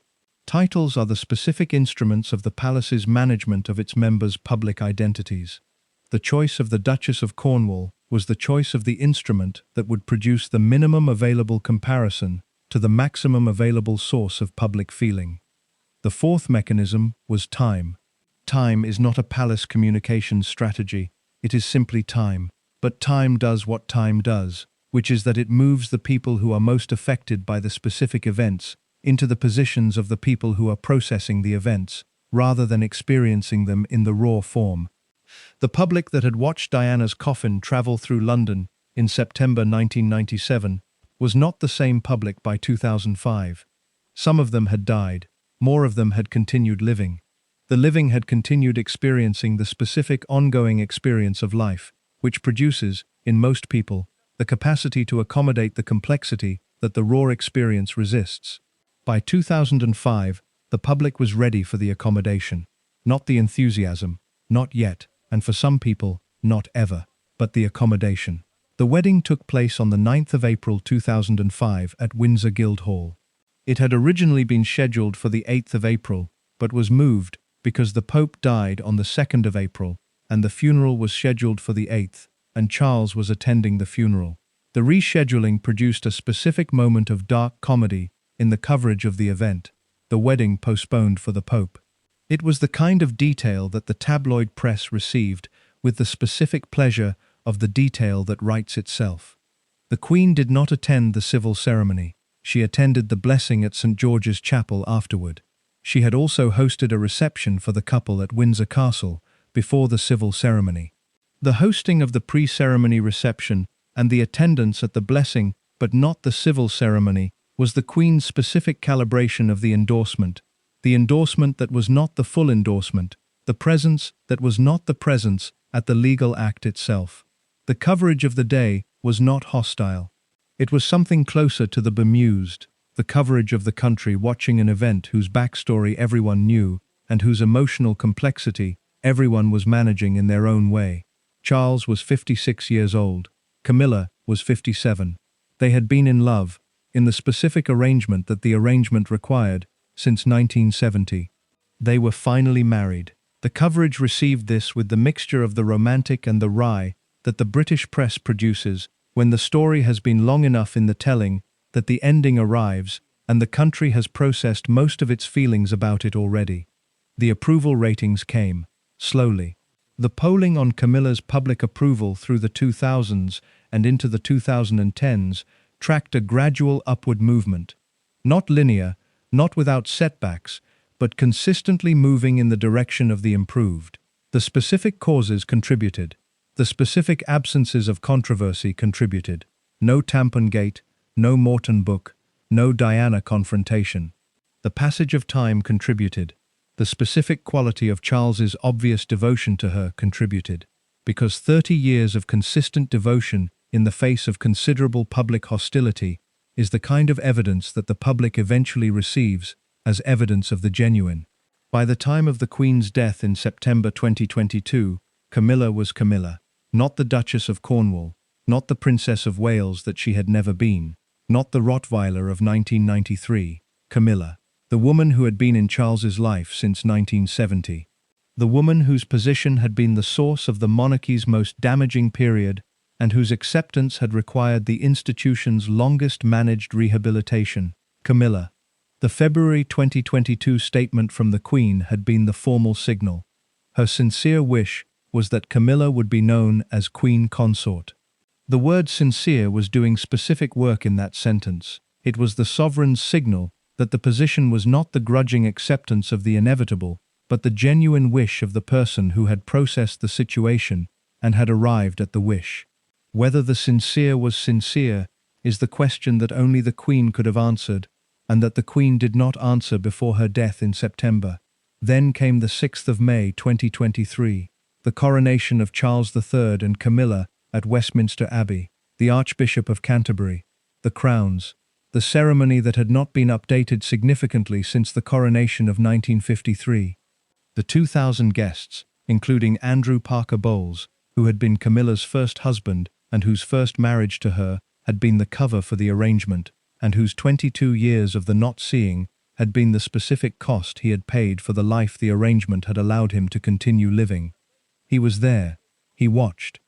He was dignified. And Camilla, the woman the Queen had called that wicked woman after several martinis, the woman whose first marriage had hidden the arrangement that the institution had been managing for 30 years, the woman whom 2 princes had asked their father, please just not to marry, received the crown of the Queen of England. The public outside cheered. The cheering was not universal. The polling on the coronation's reception included the range of the responses that the coronation of a specific person always includes: the enthusiastic, the indifferent, the specifically opposed. The specifically opposed included the people for whom the Diana question was still the Diana question, and for whom the coronation of Camilla was the coronation of the person whose presence in the marriage had been the cause of Diana's suffering. The specifically opposed were there. They were not the majority. The majority had done the thing that the British public does with the things it has been managing for 30 years, which was to arrive at the accommodation. The accommodation is not the same as the forgiveness, but it produces the same visible result, which is the country watching a woman receive a crown, and the crowd outside cheering, and the institution continuing in the form that the institution requires to continue. The institution continued. The crown was on her head. The arrangement that had organized the first marriage and the second marriage and the 30 years of the managed emergence was the arrangement that had produced the Queen. The arrangement had won. Every arrangement has a ledger. The specific arrangement that Camilla's first marriage hid for 22 years had a ledger with 5 columns, one for each of the principal parties whose lives the arrangement organized, and one for the institution that the arrangement was conducted inside and that absorbed the arrangement's costs when the cover failed.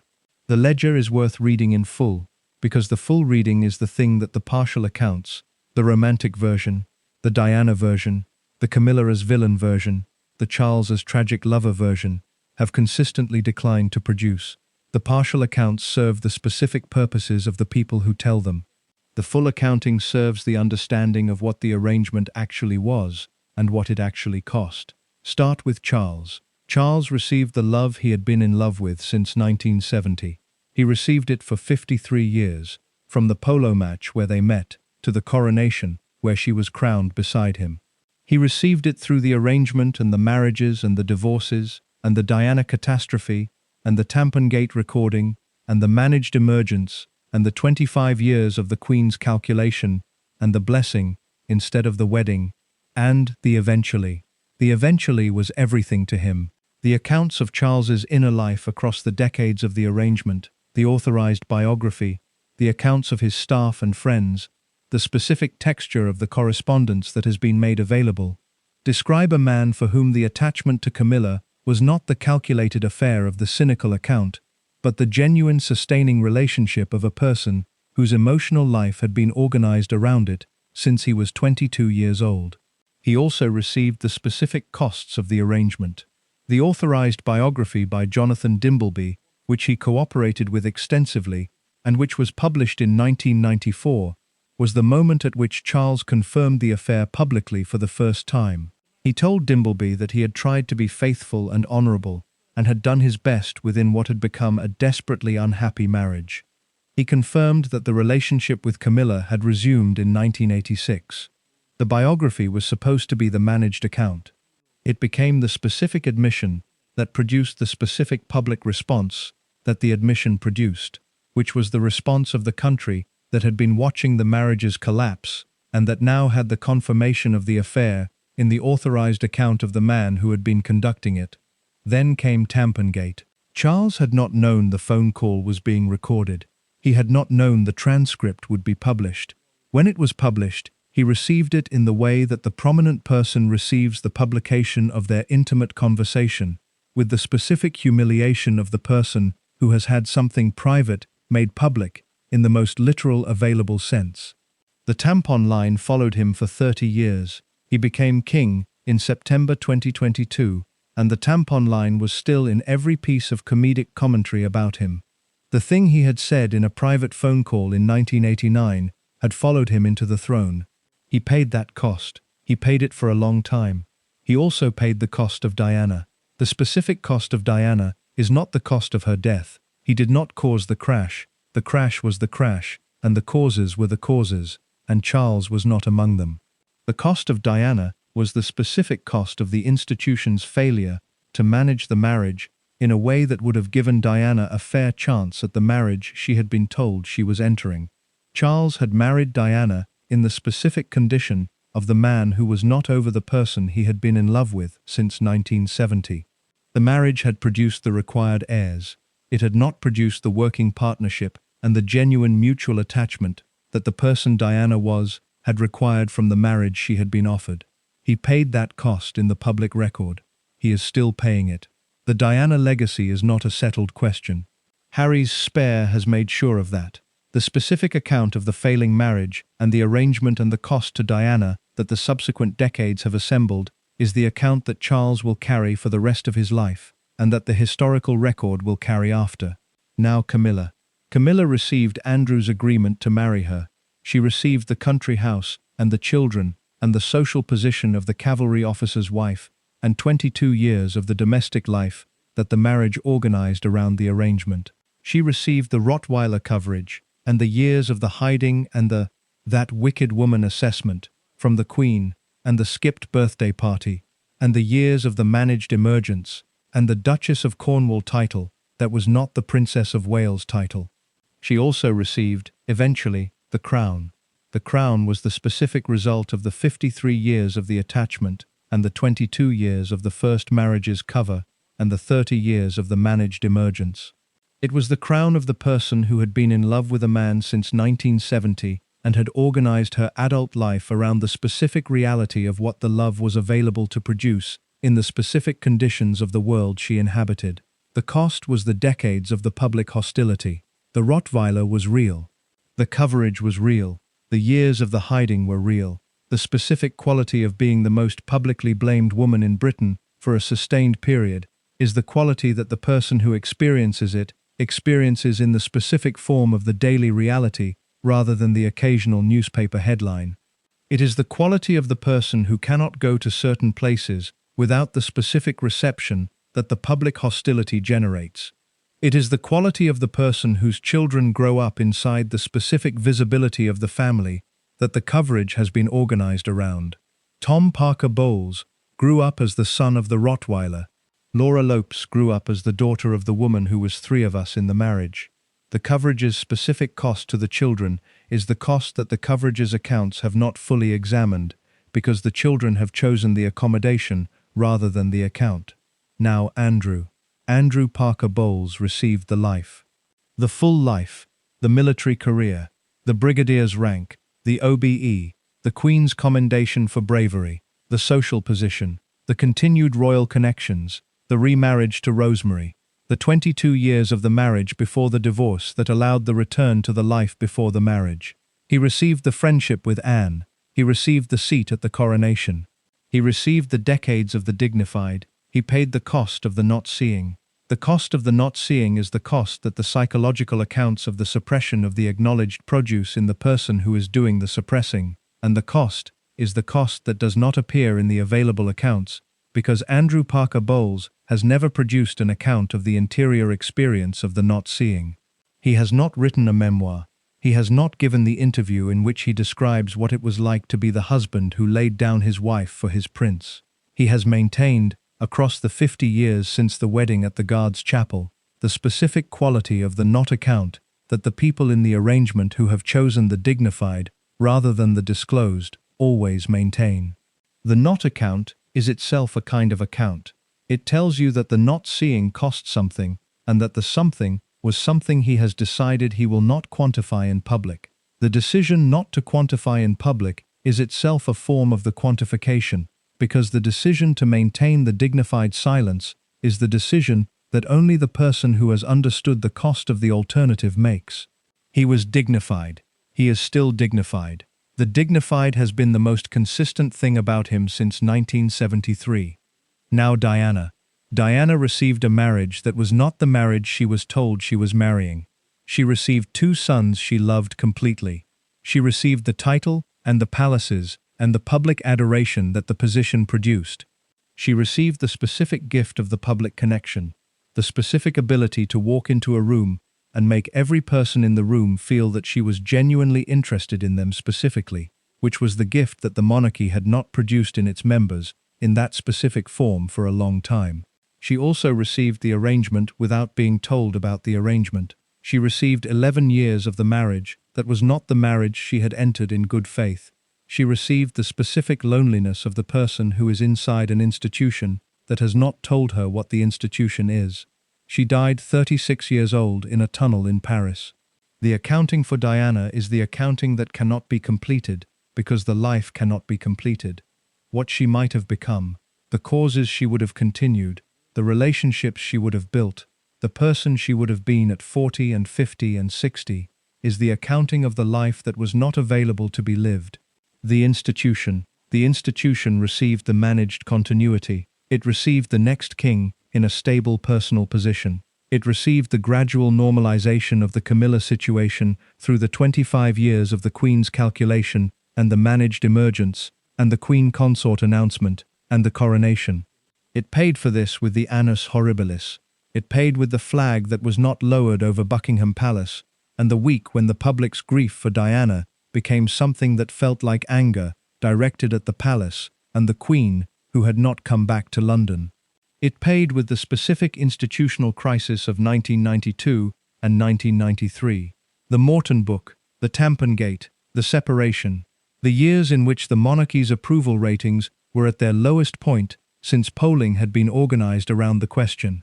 It paid with the specific reputation cost of the institution that had permitted the arrangement through the mechanism of the averted gaze, and had received the arrangement's failure in the form of the public scandal that the failure produced when the cover was blown by forces outside the institution's management. The cover had been Camilla's first marriage. The first marriage had been the mechanism. The mechanism had held for 22 years. When it stopped holding, the institution paid the cost of the stopped holding for 25 years. The cost had been paid. The crown was on her head. The arrangement's accounting had been settled in the form of the Queen of England. The accounting is what the arrangement produces when the arrangement runs its full course.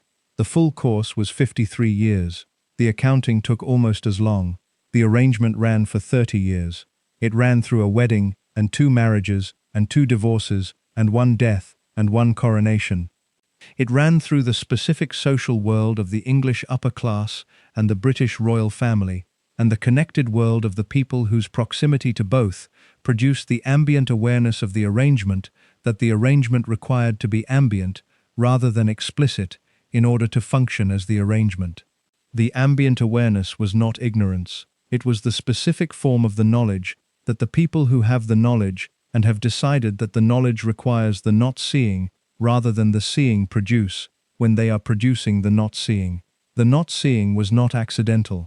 It was the institutional mechanism of the British establishment's management of the inconvenient, the specific tool that the connected world deploys when the connected world has decided that the inconvenient is the thing to be accommodated rather than addressed. The people who knew and who chose the not seeing were not a small group. Start with the wedding. The wedding at the Guards Chapel on the 4th of July 1973 was attended by the Queen Mother, Princess Anne, and Princess Margaret. These were three senior members of the British royal family.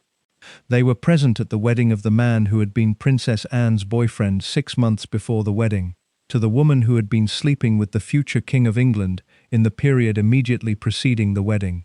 The Queen Mother was there. The Queen Mother, who would spend the subsequent 22 years being described as the most committed opponent of Camilla's acceptance into the royal family, the woman who had adored Diana and who had never forgiven Charles, and who had been, within the family's private social world, the most significant voice of the sustained opposition, had been at the wedding that formalized the cover. She had been at the wedding. She had watched Andrew Parker Bowles marry Camilla Shand in the knowledge that the marriage was the marriage of the man who had been dating her granddaughter 6 months before to the woman who had been conducting a relationship with her grandson. She had attended. She had smiled for the photographs. She had been the senior-most member of the royal family present at the occasion. The Queen Mother's attendance at the wedding was the senior royal family's blessing of the arrangement in the most formal available form, the presence at the ceremony. The subsequent years of her opposition to Camilla's acceptance were the opposition of the person who had blessed the cover and who was now opposing the consequence of the cover's failure. The opposition was real. It was also the opposition of the person who had been at the wedding. Princess Anne was there. Princess Anne had been in love with Andrew Parker Bowles. Andrew had called it off to marry Camilla. Anne attended the wedding. She sat in the front pew of the Guards Chapel and watched the man she had been in love with marry another woman, and she maintained the expression that the occasion required, and she stayed for the reception at St. James's Palace, and she did not make a scene. She also, subsequently, maintained the friendship with Andrew for 50 years. She represented him to official occasions. He represented her at funerals. They were photographed together at Royal Ascot year after year. The friendship was the friendship of two people who had decided that the accommodation was the available relationship and who were conducting the accommodation with the specific thoroughness of the British upper class's management of the complicated. What Princess Anne knew about the arrangement at the time of the wedding is the question that the available sources have not answered with the precision that the answer would require, because Princess Anne has not provided the answer, and the people close to Princess Anne, who might know the answer, have not provided it either. What is established is that she knew about her own relationship with Andrew, and she knew about Camilla and Andrew's history, and she knew about Charles and Camilla's relationship in the period before the wedding. She was not uninformed about the situation. She attended the wedding. The Queen Mother was there. Princess Anne was there. Princess Margaret was there. The senior women of the royal family had assembled to watch a wedding that the available evidence suggests they understood was organizing itself around an arrangement whose specific character the available evidence has now established. They attended. They smiled. They maintained the expression that the occasion required. This is the British establishment's specific mechanism. It is not hypocrisy in the simple sense. It is the specific institutional tool of the world that has decided that certain things are managed through the mechanism of the presence rather than the confrontation, that the presence at the occasion is the management of the occasion, and that the confrontation is the management option that the presence has been deployed to avoid. The presence at the wedding was the management of the situation in the form of the blessing rather than the confrontation. The blessing was the blessing of the cover. The cover was the arrangement. The arrangement ran for 30 years. The connected social world beyond the family also knew. The connected social world of the English upper class of the 1970s was a world in which the relevant information traveled through the social network with the specific efficiency of the small and the interconnected. The people who moved in the overlapping worlds of the Shand family and the Parker Bowles family and the royal family's extended orbit and the Gloucestershire country house circuit and the racing world and the cavalry officer world were the people whose proximity to the relevant parties meant that the information was available to them in the form that the ambient awareness produces when the ambient awareness is the available form of the information. They knew. Not all of them. Not in the explicit form of the document or the confrontation. In the ambient form of the thing that is known in the specific world where the knowing and the not saying are the two parts of the same social mechanism. The not saying was the mechanism. The not saying was the specific instrument of the British establishment's management of the inconvenient that the English upper class of the 1970s had developed across the preceding century of the management of similar inconveniences. The not saying produced the ambient awareness that was not the ignorance. The ambient awareness that was not the ignorance was the specific condition in which the arrangement operated for 22 years. The palace knew.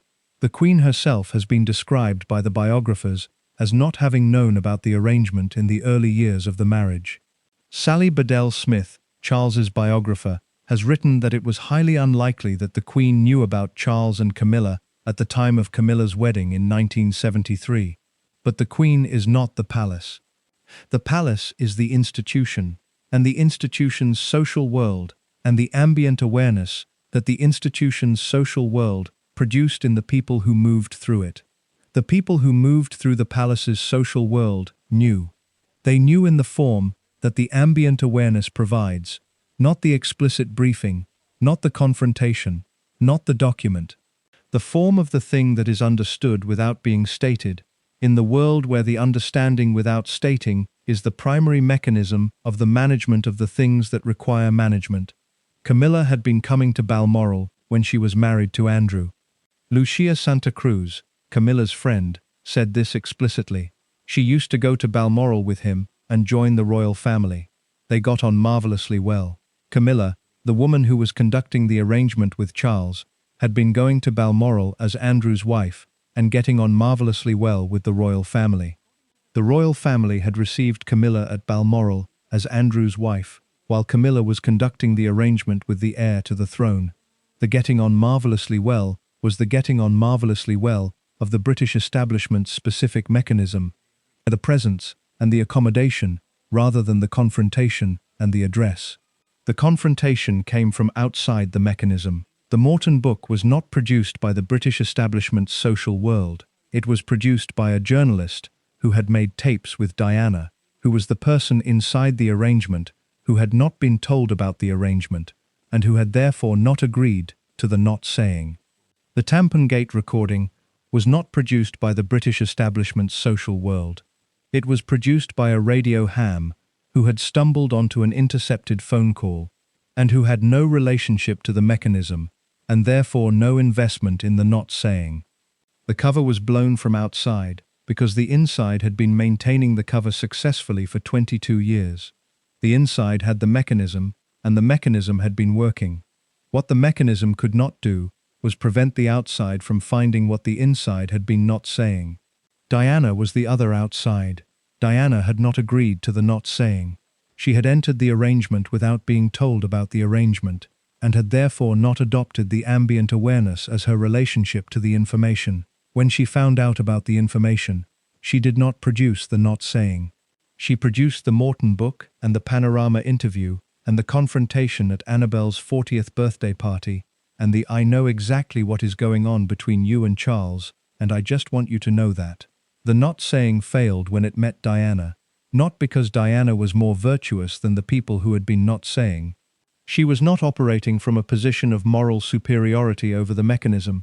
She was operating from a position of genuine injury, the injury of the person who had not been told about the arrangement and who had spent 11 years inside the arrangement's consequences without the ambient awareness that would have allowed her to manage the consequences in the form that the management required. The ambient awareness was the permission.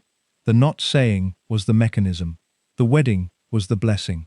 The three senior royal women at the Guards Chapel in July 1973 were the institutional endorsement of the cover, that the cover required to be endorsed by the institutional presence at the occasion that the endorsement required. The institution had endorsed the cover had failed, the institution had paid the cost of the failure for 25 years. The cost had been paid in the form of the Queen Consort. The Queen Consort was the resolution. The resolution was the thing that the not saying had been managing toward for 50 years, the specific outcome of the arrangement's survival of the cover's failure and the managed emergence's navigation of the 25 years between the cover's failure and the crown. The crown was on her head. The people who had been not saying since 1973 were in the room. Andrew Parker Bowles was in the room. He was dignified. He had always been dignified. The dignity was the 50-year product of the not saying that he had been producing since the day the engagement notice appeared in the Times before he had proposed. The not saying had produced the Queen of England. The people who had been not saying had produced the not saying across 50 years of the arrangement's operation and the cover's management and the cover's failure and the managed emergence and the Queen's calculation and the eventual. The eventual was the crown. The crown was the arrangement's eventual. The arrangement had always been moving toward the eventual. The eventual had taken 50 years. The people who had been not saying for 50 years had watched the eventual arrive. They were in the room. They were dignified. The not saying had worked. The title of this account says, Camilla's first marriage hid a secret the royals never forgave. 9 parts of evidence have now been assembled. The honest verdict requires the honest examination of both parts of the title, what was hidden and what was never forgiven, in the specific form that the assembled evidence produces, rather than the form that the romantic version or the Diana version or the institutional version has been organizing the available evidence around. What was hidden? The hidden thing was not the affair. The affair became known to the relevant people within the connected social world of the English upper class relatively early, not in the immediate aftermath of the 1973 wedding, but certainly by the 1980s and almost certainly before. The ambient awareness of the connected social world does not require the document or the confrontation.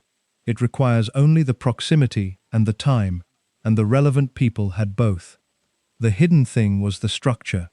The specific architecture of the arrangement, the 4 people, the 2 marriages running simultaneously, the one long-standing relationship that the 2 marriages were organized around accommodating, was the thing that the not saying was hiding in the specific form that the not saying hides things. Not hiding in the sense of the thing that no one in the relevant world knows, hiding in the sense of the thing that is known in the relevant world and that is managed, by the mechanism of the not saying, into the form of the not public. The not public was the cover was the first marriage. The first marriage transformed the arrangement from the publicly visible form of the thing that would require the institutional response, into the form of the domestically established and the socially acceptable, the cavalry officer and his wife, at Middlewick House in Wiltshire, in the world that the cavalry officer and his wife were supposed to inhabit, producing the children that the cavalry officer and his wife were supposed to produce. The children were Tom Parker Bowles, born 1974, whose godfather was the man sleeping with his mother, and Laura Lopes, born 1978, whose stepbrother at the 2011 royal wedding was Prince Harry, and whose son Gus was a page at the coronation of the man who had been her mother's lover throughout her childhood. The structure organized all of this. The structure was what the first marriage hid. The first marriage made the structure invisible to the people who were not inside the connected social world where the ambient awareness was the available form of the knowledge. It made it invisible to Diana, who was not from that specific world and who had not been given the ambient awareness before her marriage. It made it invisible to the reading public and the watching public until 1992, when the Morton book removed the cover in the form that the outside removal always takes, suddenly and completely and without the managed account that the institution would have preferred to produce. What was never forgiven? The never forgiven is more complicated than the title's proposition allows. The Queen forgave, in the institutional form of the Queen Consort announcement and the presence at the blessing. Princess Anne forgave, in the form of the 50-year friendship with Andrew Parker Bowles that has run through all of it. The public forgave, in the form of the cheering outside Westminster Abbey at the coronation of May 2023. What was not forgiven, and in some quarters has still not been forgiven, was the cost. The specific cost of the cover's failure was the cost that the people who paid it have not forgiven, and that the people who observed its payment have not entirely absorbed. William paid the cost in the form of a mother who spent 11 years in a marriage that was not the marriage she had entered in good faith, and who died at 36 years old in a Paris tunnel, and whose account of the three of us in this marriage has become the permanent context in which the arrangement's legacy is received by the public. Harry paid the cost in the specific form documented in Spare, the dangerous stepmother, the alleged briefings, the family that had not reckoned honestly with what the arrangement had produced, and whose failure to reckon honestly had produced the specific dynamic that Spare was the account of. Diana paid the cost most completely.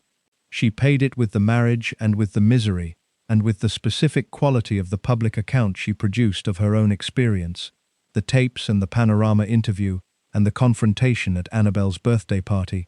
And then she paid it with her life, not because the arrangement killed her, but because the life that the arrangement had produced for her was the life that ended in the Pont de l'Alma tunnel at 36 years old.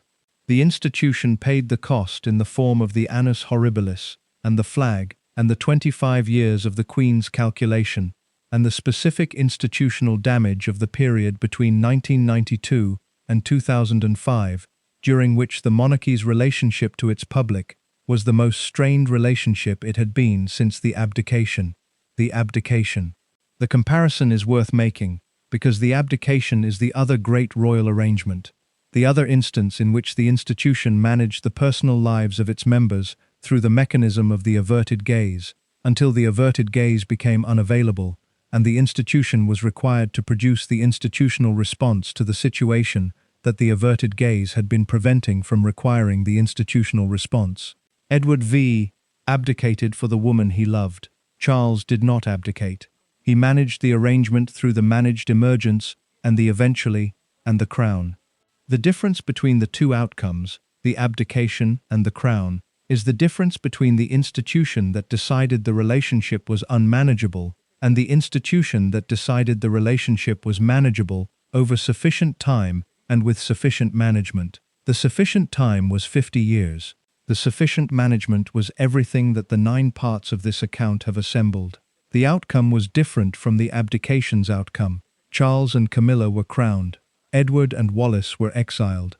The difference produced the Queen. What the royals specifically never forgave, the specific emotion behind the never forgave of the title, was the cost of the management.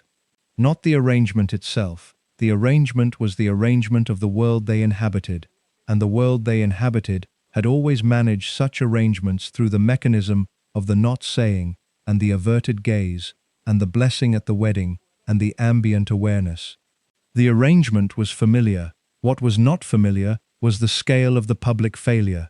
The Morton book and the Tampongate recording were not the products of the British establishment's management of the situation. They were the products of Diana's refusal to maintain the not saying and a radio ham's accidental interception of a phone call.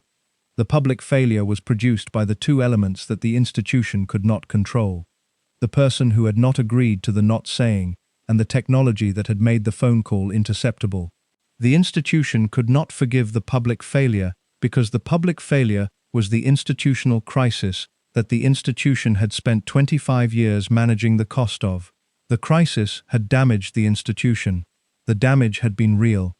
The 25 years of the management of the damage had been expensive in the specific forms of the institutional resource, the communications capacity, the Queen's personal political capital, the monarchy's relationship to its public, the specific ongoing management of the Diana legacy that Harry's spare has now extended into the 3rd decade.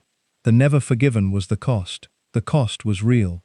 The cost was paid. The payment produced the crown. The arrangement had won. The not saying had won. The cover had failed, but the arrangement had survived the failure and had navigated the 25 years of the managed emergence and had produced the outcome that the arrangement had always been moving toward, which was the crown on the head of the woman, the heir to the throne, had been in love with since 1970. From the polo match in 1970 to the coronation in 2023, 53 years, one arrangement, two marriages, one death, 25 years of management, one crown. The crown was the arrangement's resolution. The resolution was not the same as the forgiveness.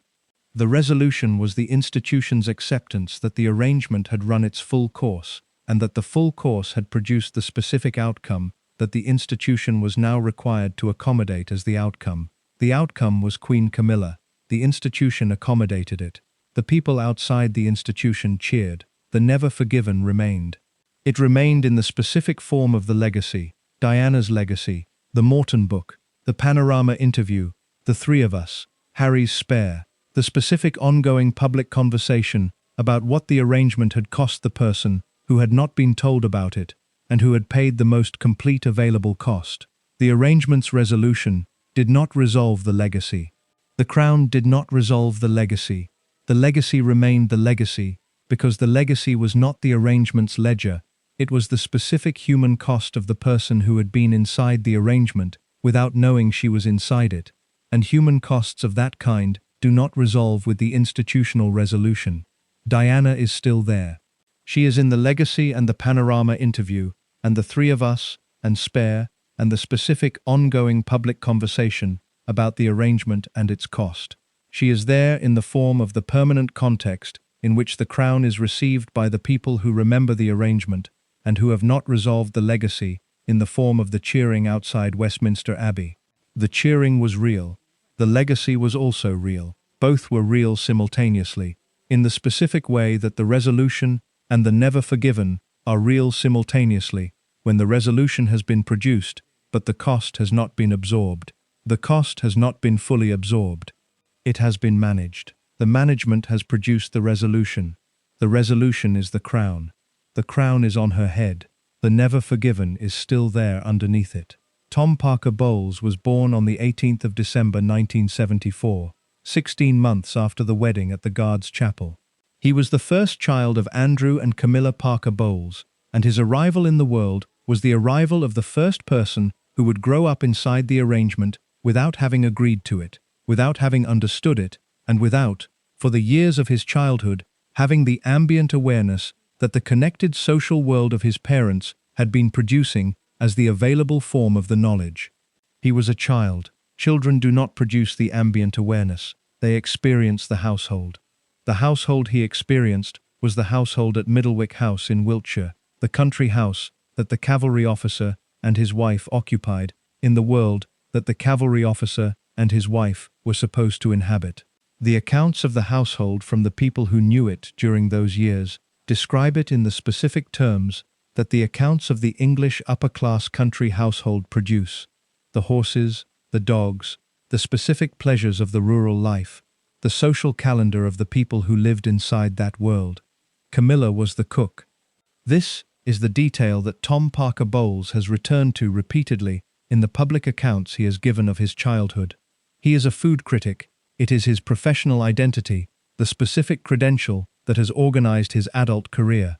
And the origin story he tells for the food criticism is the origin story of the mother who cooked. She made the best roast chicken he had ever eaten, he has said. She made the nursery food of the English upper class, the specific food of the people who grew up in the world that Tom Parker Bowles grew up in, the food that is not the food of the restaurant or the recipe book, but the food of the household, the food that you taste again in the restaurant when you are 40 years old, and the taste produces the specific quality of the memory of the household kitchen. The roast chicken is the detail that Tom has given interviews about. It is the detail that the food critic uses to explain the food critic's origin. It is also the detail that establishes the specific register in which Tom has chosen to discuss his childhood in public, the register of the warmth and the food and the household pleasures, the register of the person who has decided that the register of the warmth is the available register for the public account. The register of the warmth is not the register of the arrangement. The arrangement is not the register that Tom Parker Bowles has chosen for his public account of his childhood. He has not discussed, in any interview that the public record has produced, the specific architecture of the household he grew up in, the specific quality of the arrangement that was the foundational reality of the first marriage that his birth had been organized around. He didn't know, not during the childhood. Children do not know the things that the adults in their world have decided require the not saying. Tom did not know about the arrangement, because the arrangement was the thing that the adults in his world had been maintaining in the form of the not saying since before he was born, and the not saying had been working in the specific form of the household that looked like the household of the cavalry officer and his wife at Middlewick House in Wiltshire. He found out eventually. Everyone in the connected social world of the British upper class found out eventually, not through the Morton book or the Tampongate recording, which were the forms in which the general public found out, but through the ambient awareness that the connected social world produces as the available form of the knowledge, when the knowledge has been ambient for long enough that the ambient becomes the known. Charles was Tom's godfather. This was the arrangement's most precisely visible daily reality in Tom's childhood, because the godfather relationship was the relationship that the arrangement had produced as the available institutional form of Charles's connection to the child of the woman he was in love with, and the man who was permitting the arrangement to continue. The godfather visited. The godfather sent gifts. The godfather was present in Tom's life in the specific form that the godfather's institutional role in the English upper class produces. The occasional presence, the birthday acknowledgement, the specific quality of the adult, whose relationship to the child is the relationship of the person who has chosen to be connected to the child's life in the available institutional form. The available institutional form was godfather. The actual form, the form beneath the institutional one, was the lover of the child's mother, conducting the ongoing relationship with the child's mother in the same period as the child's childhood. The godfather and the lover were the same person. The child did not know. The adults knew. The not saying continued. Laura Lopes was born on the 1st of January 1978. She was 3 years younger than Tom, the second child of Andrew and Camilla, born into the same household at Middlewick House, and the same ambient awareness of the connected social world, and the same arrangement that had organized the household since before she was born. Her public accounts of her childhood are fewer than Tom's. She has not chosen the food criticism career that provides Tom with the specific occasion for the nostalgic account of the childhood kitchen. She went into the arts. She co-founded a fine art gallery in Belgravia called 11 in 2005. She has been, in the public record, less accessible than Tom in the specific way that the siblings in prominent families are less accessible when the less accessible one has decided that the less accessible is the preferable register. What she has said in the interviews she has given is consistent with what Tom has said: the warmth, the family, the specific quality of the household that the childhood had produced. She has described her mother as the most glamorous person she knew when she was growing up. She has described the household in the terms of the person who grew up inside it and who received it as the household rather than as the arrangement. In 2006, Laura married Harry Lopes, a former Calvin Klein model. Both of her stepbrothers, Prince William and Prince Harry, attended the wedding. The wedding was the wedding of the daughter of Camilla Parker Bowles, attended by the sons of Princess Diana, in the specific configuration that the arrangement's full course had produced, as the configuration of the people whose lives the arrangement had organized. William and Harry were at Laura's wedding. They were the children of the woman who had confronted Camilla at Annabelle's 40th birthday party and had said, "I know exactly what is going on between you and Charles, and I just want you to know that." They were the children of the woman who had said, "There were 3 of us in this marriage, and it was a bit crowded." They were at the wedding of the daughter of the woman who had been the 3rd person in that marriage. They attended. They were photographed. They were reportedly warm. The accommodation was the thing that the arrangement had produced in all of the children. Tom and Laura had accommodated the arrangement's structure in the form of the warmth and the roast chicken and the public accounts of the household that the childhood had provided.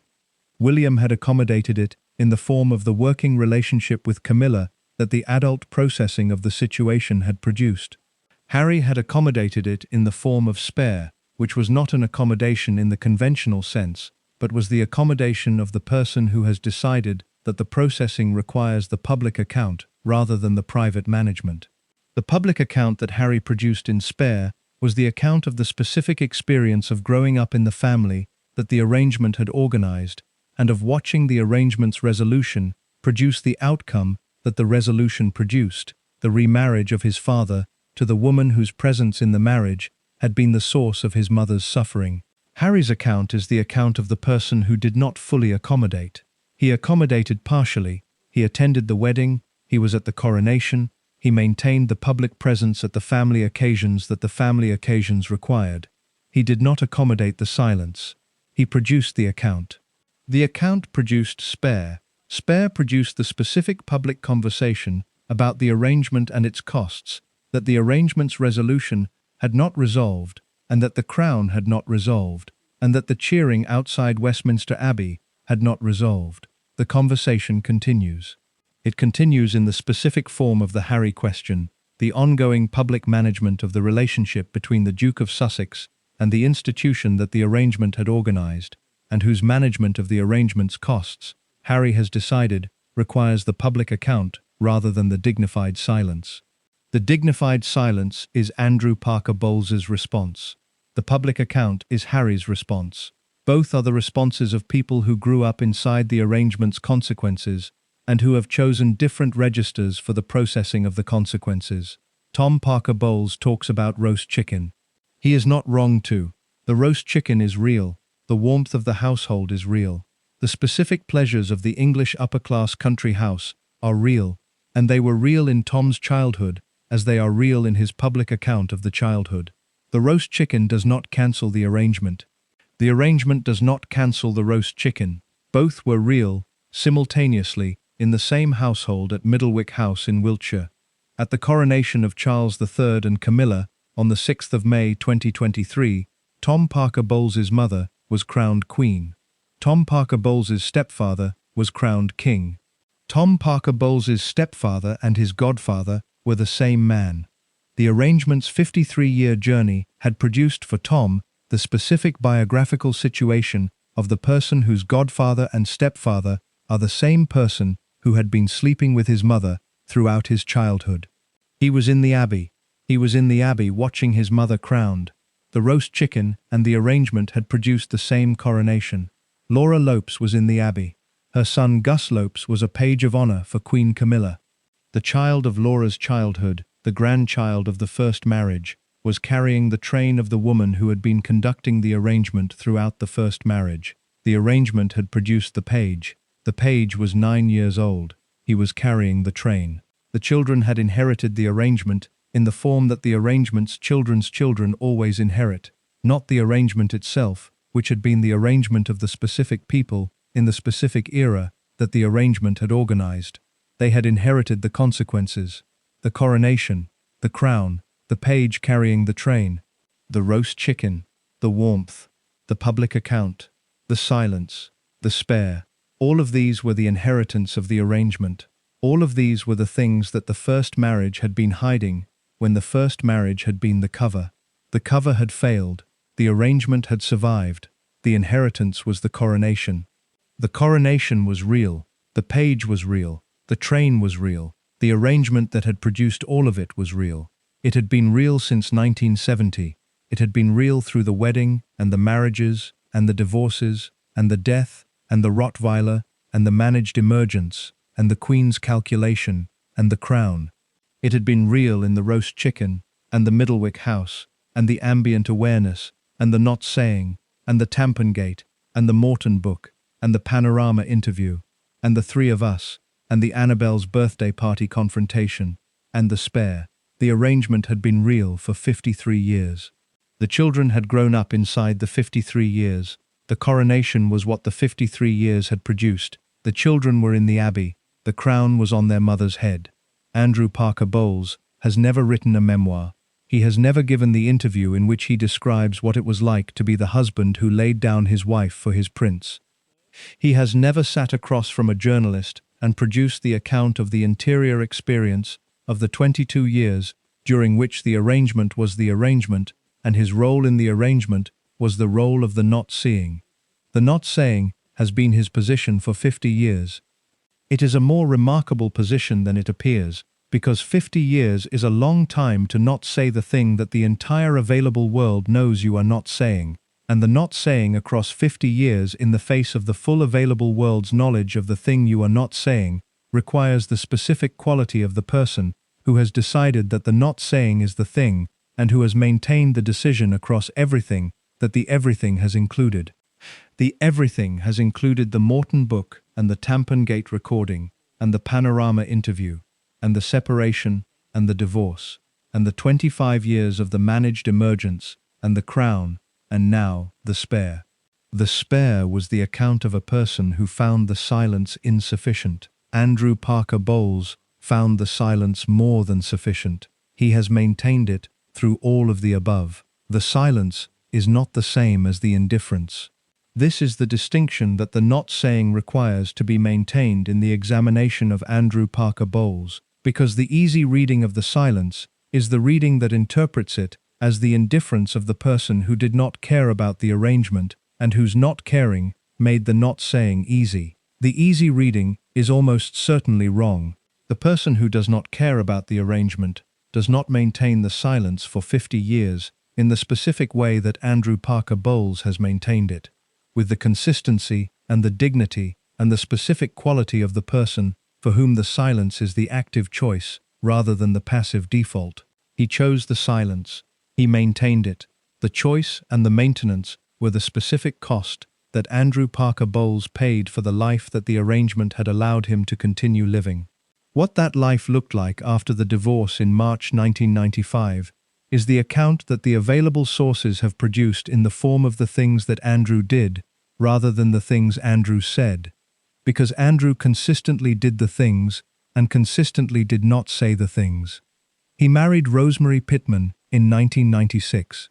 The speed of the remarriage, 1 year after the divorce from Camilla, was the speed of the person who had been conducting the not seeing for 22 years and who was now free to conduct the seeing in the form of the direct relationship rather than the performance of the relationship alongside the arrangement.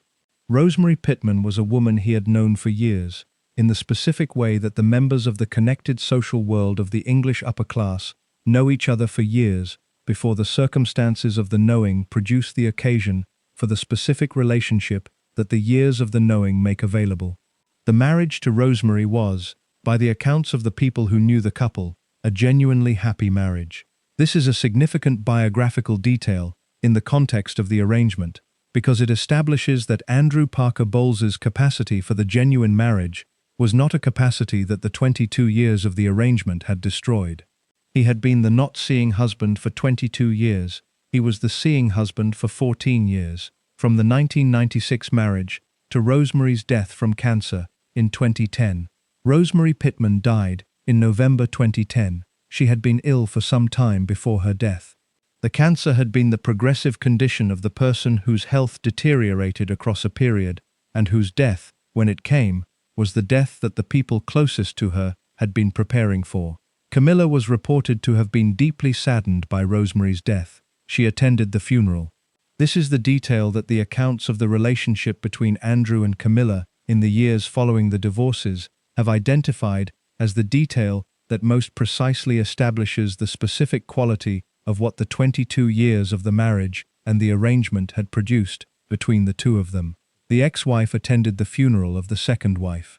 The ex-wife described as deeply saddened by the death of the second wife. Camilla, who had spent 22 years conducting the arrangement while being married to Andrew, who had been the woman whose relationship with Charles had organized the first marriage's hidden reality, was at the funeral of the woman Andrew had married after the divorce. She attended because she and Andrew had remained close. The remaining close was the remaining close of two people who had been married for 22 years, had produced 2 children together, and who had found, in the specific years following the divorce, the specific quality of the relationship that the marriage's ending had made available: the friendship, the shared children, the shared grandchildren, the shared history of the world they had inhabited together, and that they continued to inhabit after the marriage had ended. The friendship was genuine. The accounts of the people who observed Andrew and Camilla's post-divorce relationship describe it in the terms of the genuine rather than the performed. 2 people who had been through the arrangement and who had found on the other side of it the specific accommodation that the arrangement's long history had produced as the available relationship. Not the marriage, not the resentment, the friendship. The friendship expressed itself in the specific public forms that the friendship of the prominent produces: the attendance at the same events, the shared social occasions, the photographs at Royal Ascot. Andrew was photographed at Royal Ascot year after year. Camilla was photographed at Royal Ascot year after year. They moved through the same social world because they had always moved through the same social world, and the divorce had not removed either of them from the social world that the marriage had not produced in the first place. Princess Anne was also at Royal Ascot.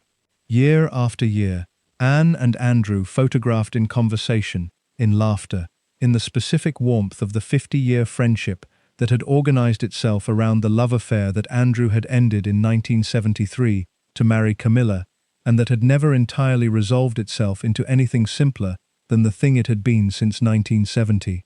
The three of them, Andrew, Camilla, and Anne, continued to move through the same social world after the divorce, and after the remarriages, and after the deaths, and after the managed emergence, and after the coronation. The social world that had produced the arrangement continued to produce the social occasions that the arrangement's participants continued to inhabit. Andrew represented Camilla at official occasions after she became Duchess of Cornwall.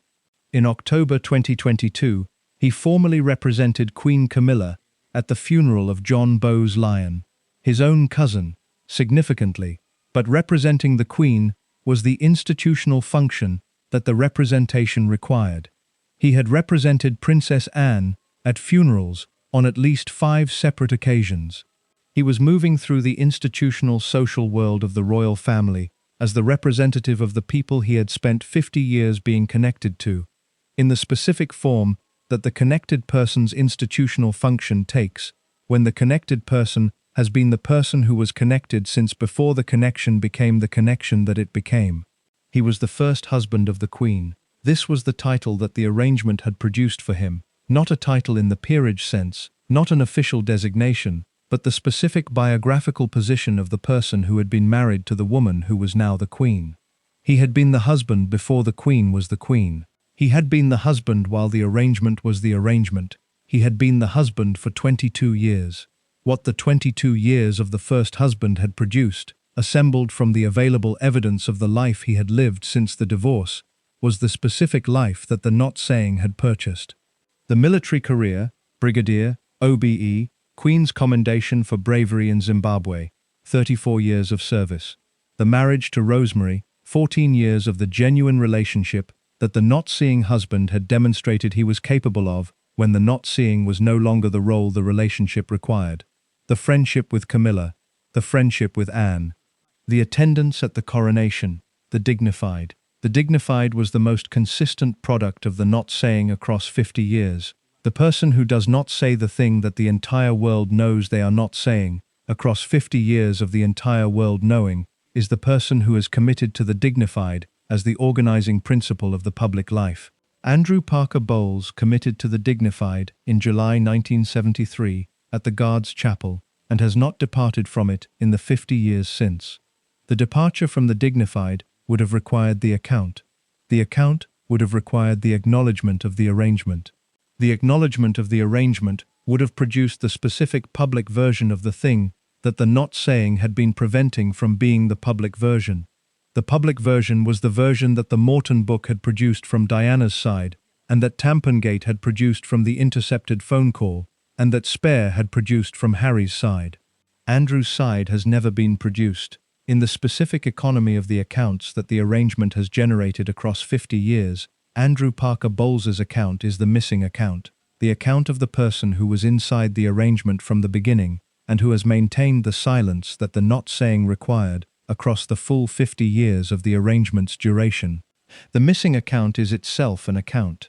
The decision to maintain the silence is the decision that tells you something about the person who made it. It tells you that the person understood the cost of the alternative, which was the account, and decided that the cost of the account was higher than the cost of the silence. The cost of the account would have been the public version of the interior experience of the 22 years, the specific experience of the not seeing, the the specific cost of the dignity maintained across the arrangement's duration. The silence maintained the dignity. The dignity maintained the life. The life is the life that Andrew Parker Bowles has been living since 1973. The military career, and the Rosemary marriage, and the friendship with Camilla, and the friendship with Anne, and the royal ascot, and the funerals represented, and the coronation attended, and the dignified maintained. He was at the coronation. He was among the 2,000 people who watched Charles and Camilla crowned. He was the first husband of the Queen who was being crowned. He had been the not-seeing husband for 22 years, and the silent ex-husband for 28 years since. 50 years of the silence. 50 years of the dignified. The arrangement had produced the dignified. The dignified had produced the life. The life had produced the man who sat in Westminster Abbey on the 6th of May 2023 and watched his ex-wife crowned Queen of England and maintained the expression that the occasion required. He was dignified. He had always been dignified. The dignified was everything he had. Princess Anne introduced Charles to Camilla. This is the detail that the romantic version of the Charles and Camilla story has consistently mentioned in passing, and consistently failed to examine with the attention the detail deserves, because the detail is the detail that reorganizes the entire story when it is examined rather than passed over. Anne introduced them at a polo match in 1970. She was the connector, the person whose social world overlapped with both her brothers and with Camilla Shand's in the specific way that the overlapping social worlds of the English upper class produce the introductions that the introductions require. She was dating Andrew Parker Bowles at the time. Andrew had been seeing Camilla on and off since 1966. Camilla had known Andrew for 4 years. Anne was now dating the man who had been seeing Camilla on and off for 4 years, and she introduced Camilla to her brother Charles. In 1970, this seemed like a straightforward social occasion. By 2023, it had produced a queen. The chain of causation that runs from the polo match introduction to the Westminster Abbey coronation is the chain that Anne set in motion in 1970, and the setting in motion was not the deliberate plan of the person who was organizing the arrangement's architecture. It was the ordinary social act of the person who introduces two people in their social world to each other, because the two people are in the social world, and the introduction is the natural product of the social occasion.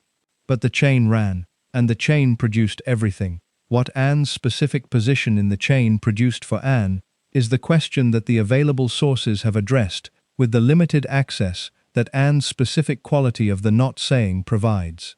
Anne does not discuss the interior. She does not produce the account of the feelings that the events of the preceding 50 years have organized in the person who introduced Charles to Camilla and who dated the man Camilla married and who sat in the front pew of the Guards' Chapel and watched the man she loved marry the woman she had introduced to her brother. The not discussing is Anne's consistent position. It is the same not saying that Andrew Parker Bowles has maintained across the same 50 years. They are the two people in the arrangement whose silence has been the most sustained, and whose silence has been the silence of the people who were inside the arrangement from its origin, and who have decided that the origin requires the silence rather than the account. The specific quality of Anne's feelings about the arrangement's origin, the specific interior experience of the person who had loved Andrew Parker Bowles and had watched him marry Camilla, and had then watched Camilla conduct the affair with Charles, and had then watched the affair become the public scandal of the Morton book, and the Tampongate, and the Diana confrontation, is the interior experience that the not discussing has prevented from being the available account. What is available instead is the observable. The observable includes the 50-year friendship with Andrew. It includes the attendance at the coronation of the woman who married the man Anne had loved. It includes the single most public comment that Anne made about Camilla's role as queen, which was the comment she made to a journalist in the period following the coronation, and which was the comment of the person whose relationship to the situation was the most complicated available relationship to the situation. This role is not something that she'd be a natural for, Anne said of Camilla, but she does it really well. She provides that change of speed and tone that's equally important. This role is not something that she'd be a natural for, but she does it really well. Examine that sentence with the attention it deserves. It is not a warm endorsement. It is not the sentence of the person who is describing the person she is enthusiastic about. It is the sentence of the person who is acknowledging the competence of the person she is not enthusiastic about, the specific formulation of the person who has decided that the acknowledgement of the competence is the available public position, and who has crafted the acknowledgement in the form that acknowledges the competence without the warmth. Not a natural. But does it really well? Change of speed and tone.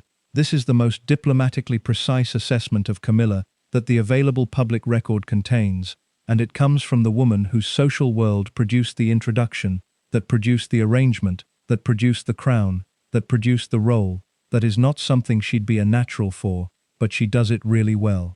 The change of speed and tone is what the arrangement's resolution looks like from inside the family, of the person who was at the origin of the arrangement, and who has watched the arrangement run its full course across 53 years. Not a natural. Does it really well. The introductory polo match in 1970 had been the beginning. Anne had not known it was the beginning. Nobody knows the beginnings of the things that turn into the things they turn into. The beginning only becomes visible as the beginning from the position of the ending, and the ending was the coronation, and the coronation was the position from which the beginning became visible as the beginning. From that position, the polo match was the beginning of everything. The introduction was the introduction that produced the connection, that produced the arrangement, that produced the cover, that produced the first marriage, that produced the children, that produced the Morton book, that produced the Tampon Gate, that produced the Diana confrontation, that produced the Panorama interview, that produced the separation, and the divorce, and the death, and the managed emergence, and the Queen's calculation, and the crown.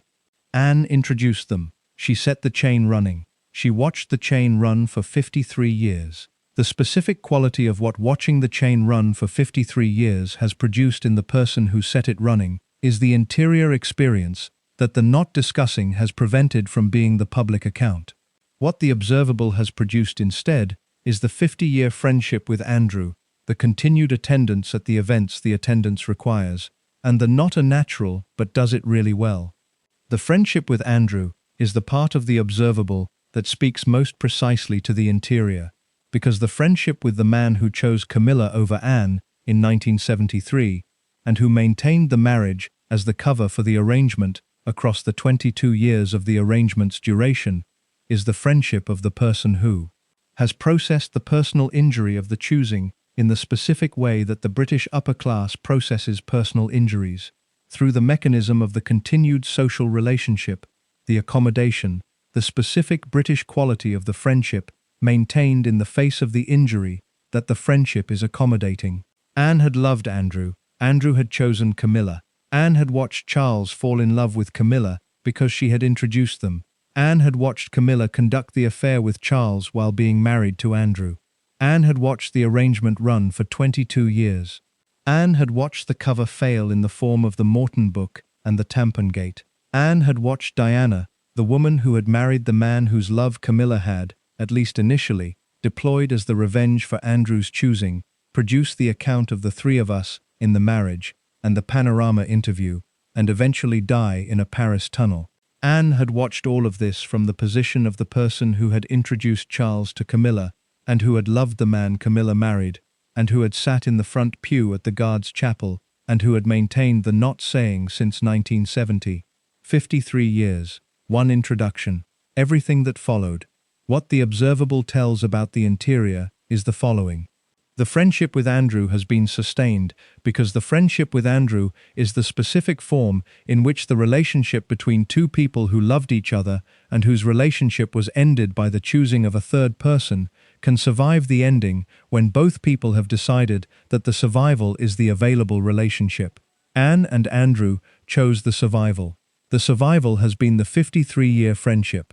The not a natural but does it really well is the specific form in which the relationship between Anne and Camilla, the woman who married the man Anne loved, who conducted the affair with Anne's brother, whose first marriage had been the cover for the arrangement that Anne's introduction had set in motion, can be expressed in the public record by the person who has maintained the not saying across the full 53 years. The not a natural but does it really well is the most Anne is willing to give Camilla in the public record. It is a considerable amount. given the history.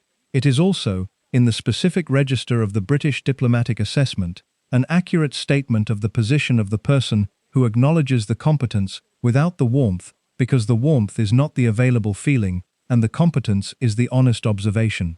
Camilla was not a natural for the role.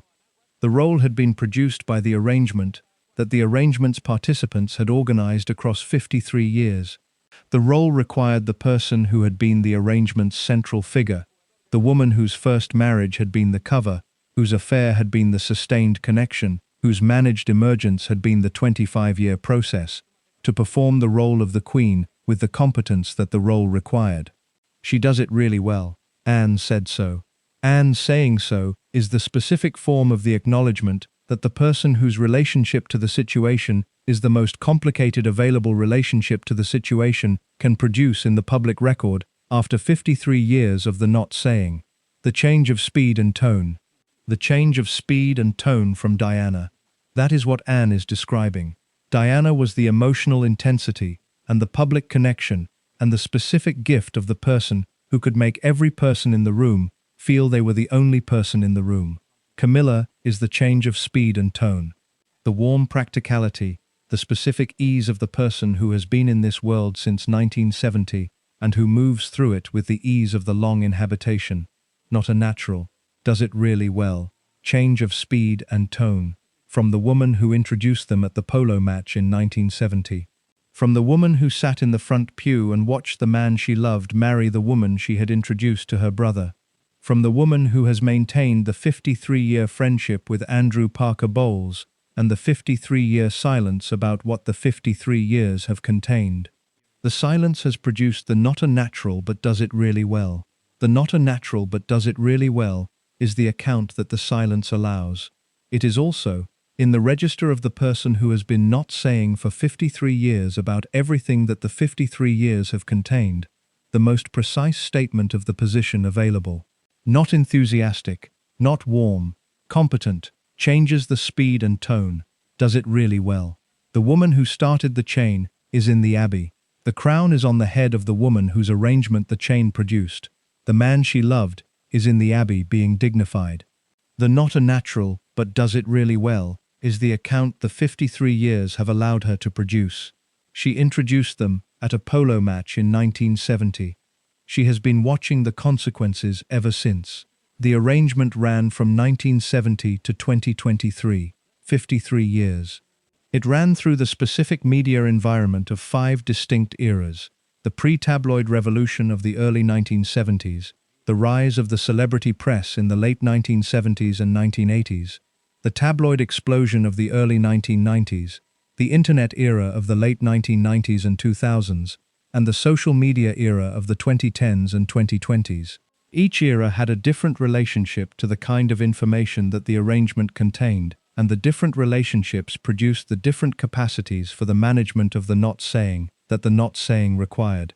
The early 1970s were the era that made the arrangement possible in the first place. In 1973, the British press's relationship to the private lives of the royal family was the relationship of the self-regulated restraint. The restraint was not the product of the law. There was no legal framework that prevented the press from publishing information about the private lives of the royals. The restraint was the product of the specific understanding between the press and the palace that had organized itself across the preceding century of the constitutional monarchy's management of its relationship to the newspapers. The understanding was the understanding of the two institutions whose interests had aligned in the direction of the managed account rather than the exposed private. The palace's interest in the managed account was obvious. The managed account was the account that the palace produced in the form of the press release and the authorized photograph and the controlled access that the palace offered in exchange for the specific quality of the coverage that the controlled access generated. The press's interest in the managed account was the interest of the institution that had identified, across the century of the constitutional monarchy's management of the relationship, that the managed access was the access that generated the specific quality of the content that the reading public consumed. The arrangement's first 20 years operated inside this understanding. The understanding produced the not saying in the form of the press's choice not to publish what it knew, or suspected, or could have found if it had been looking.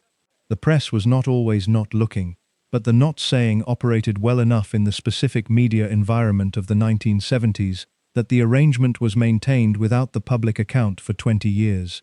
What changed was the tabloid revolution of the 1980s. Rupert Murdoch's acquisition of The Sun in 1969 and the subsequent transformation of the British tabloid press across the 1970s and 1980s produced the specific media environment in which the palace's managed account became less effective as the organizing principle of the press's relationship to the royals. The tabloid press of the 1980s was the press that had identified the royal family as the most reliable available source of the content that the tabloid readership consumed. The celebrity, the glamour, the domestic drama, the specific combination of the aspirational and the accessible that the royal family provided in quantities and at scales that no other available source could replicate. The tabloid press's appetite for royal content produced the specific incentive structure that made the not saying progressively more expensive to maintain, because the not saying was the withholding of the most valuable available content from the publication whose commercial model was organized around producing that content. The value of the not said information increased as the tabloid appetite for royal content increased, and the increased value produced the increased pressure on the mechanism of the not saying. But the not saying held through the 1980s. It held because the specific information about the arrangement was the information that required the willing source, and the willing sources were the people inside the arrangement who had chosen the not saying as the available position. None of the people inside the arrangement had broken the not saying by the end of the 1980s. The tabloid appetite was there. The willing source was not. Then came Diana.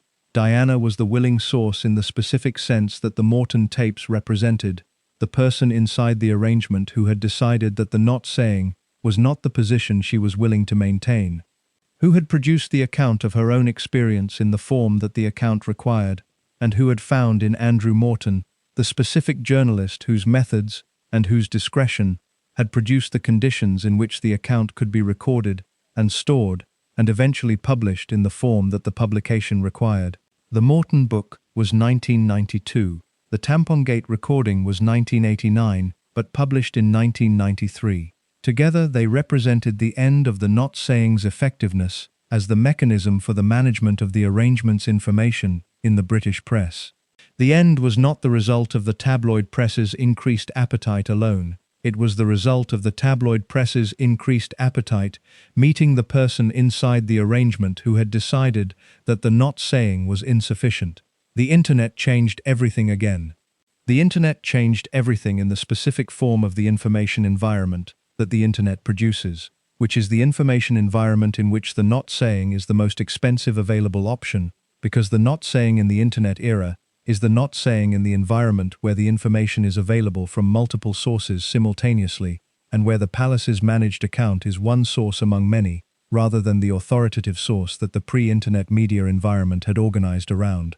The palace's managed account in the internet era is the account that competes with the Twitter speculation, and the Instagram photograph, and the Reddit thread, and the podcast, and the anonymous sources account, published by an online outlet that operates outside the specific understanding that the palace and the Fleet Street press had developed across the century of the constitutional monarchy's management of the relationship. The arrangement could not be run in the internet era for the specific reason that the internet era's information environment makes the not saying unavailable as the mechanism of the management. The not saying requires the cooperation of the sources who have the information and the cooperation of the publications that receive the information, and the internet era has produced the specific condition in which neither cooperation is reliable in the form that the not saying requires. The sources, the people inside the arrangement in 1973, were the people whose cooperation with the not saying was the cooperation of the people who had been formed inside the specific social world that had produced the not saying as the available mechanism of the management of the inconvenient. The cooperation was not coerced. It was the specific product of the formation, the British upper-class formation that had been producing the not saying as the available mechanism since before the people inside the arrangement had been born. The people inside a 2024 version of the arrangement would not necessarily have been formed in the same world. The British upper class of 2024 is not the British upper class of 1973. The formation has changed. The understanding of what requires the not saying and what requires the account has changed. The specific social world that produced the ambient awareness as the available form of the knowledge has changed in the direction of the world that produces the account rather than the ambient awareness, because the account is the available form in the internet era, and the ambient awareness is the form that required the specific conditions of the connected small world that the internet has replaced with the connected large world. The publications that received the information about the arrangement in the years between 1973 and 1992 and chose not to publish were the publications whose editorial decisions were organized around the specific understanding with the palace that the not publishing maintained. The publications of 2024 are not organized around the same understanding, because the internet has produced the specific commercial environment in which the publication that does not publish the available information is the publication that loses the readership to the publication that does. The specific commercial environment of the 2024 media is the environment that makes the not publishing of the available information the most commercially expensive available option, and the most commercially expensive available option is the option that the commercial media of 2024 is least likely to choose, the specific technology. The radio ham who intercepted the Tampongate call in 1989 was an amateur with equipment that the technology of the era had made available to the amateur.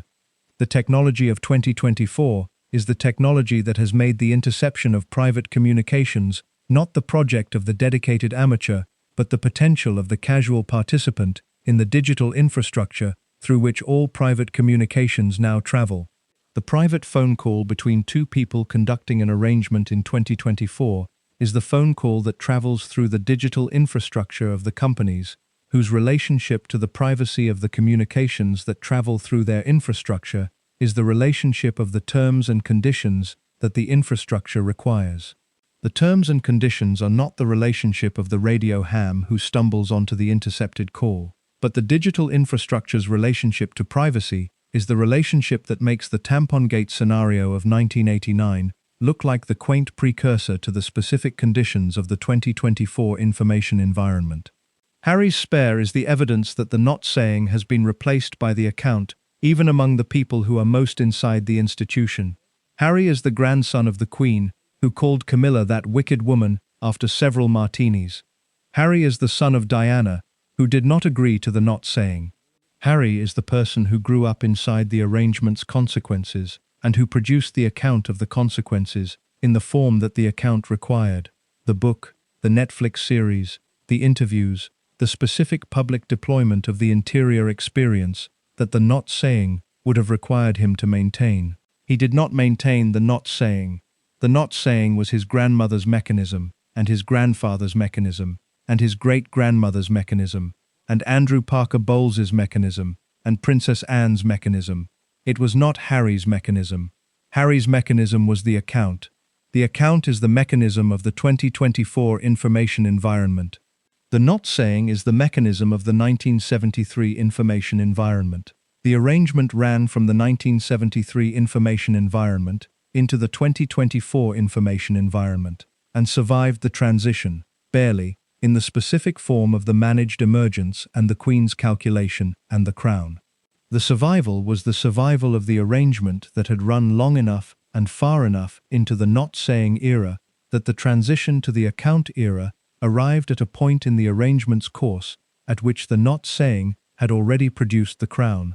The Crown was the resolution that arrived before the account era fully replaced the not-saying era.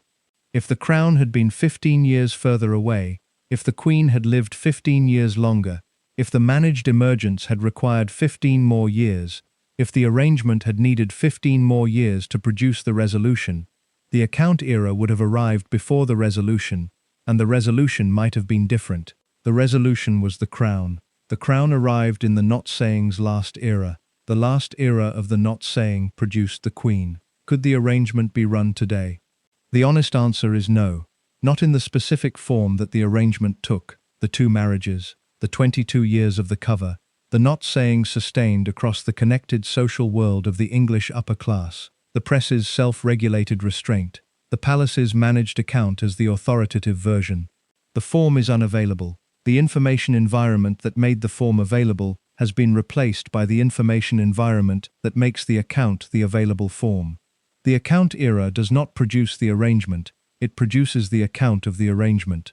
The account of the arrangement is what the arrangement produces when the account era arrives before the arrangement has produced the resolution. The resolution arrived just in time. The crown is on her head. The arrangement is the history. The history is what this account has been assembling across its 14 parts. Part 15. The last word. 1,800 words. The polo match was in 1970. The coronation was in 2023. Between the two was the arrangement. The arrangement was not a conspiracy. Conspiracies require planning and coordination, and the deliberate design of the outcome.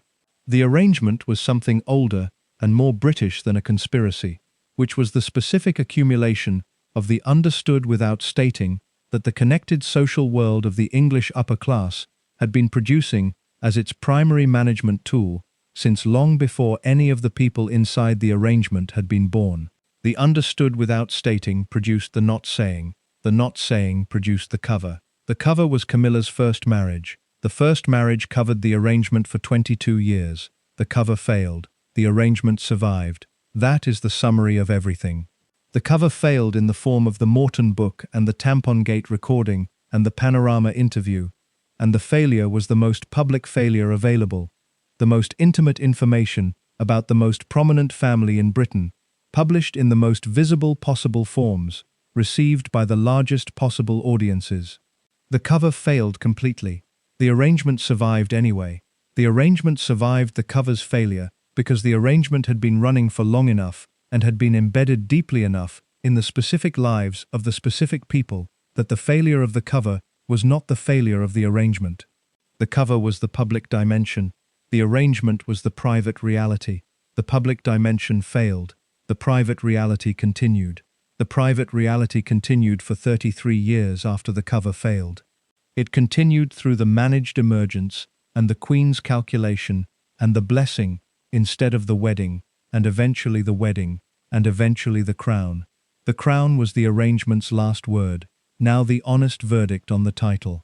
What did the first marriage hide? It hid the structure. Not the affair, the structure. The specific architecture of 4 people managing their lives around one central attachment that the social world they inhabited had decided to accommodate through the mechanism of the not saying. The structure was the thing that made the affair sustainable for 30 years.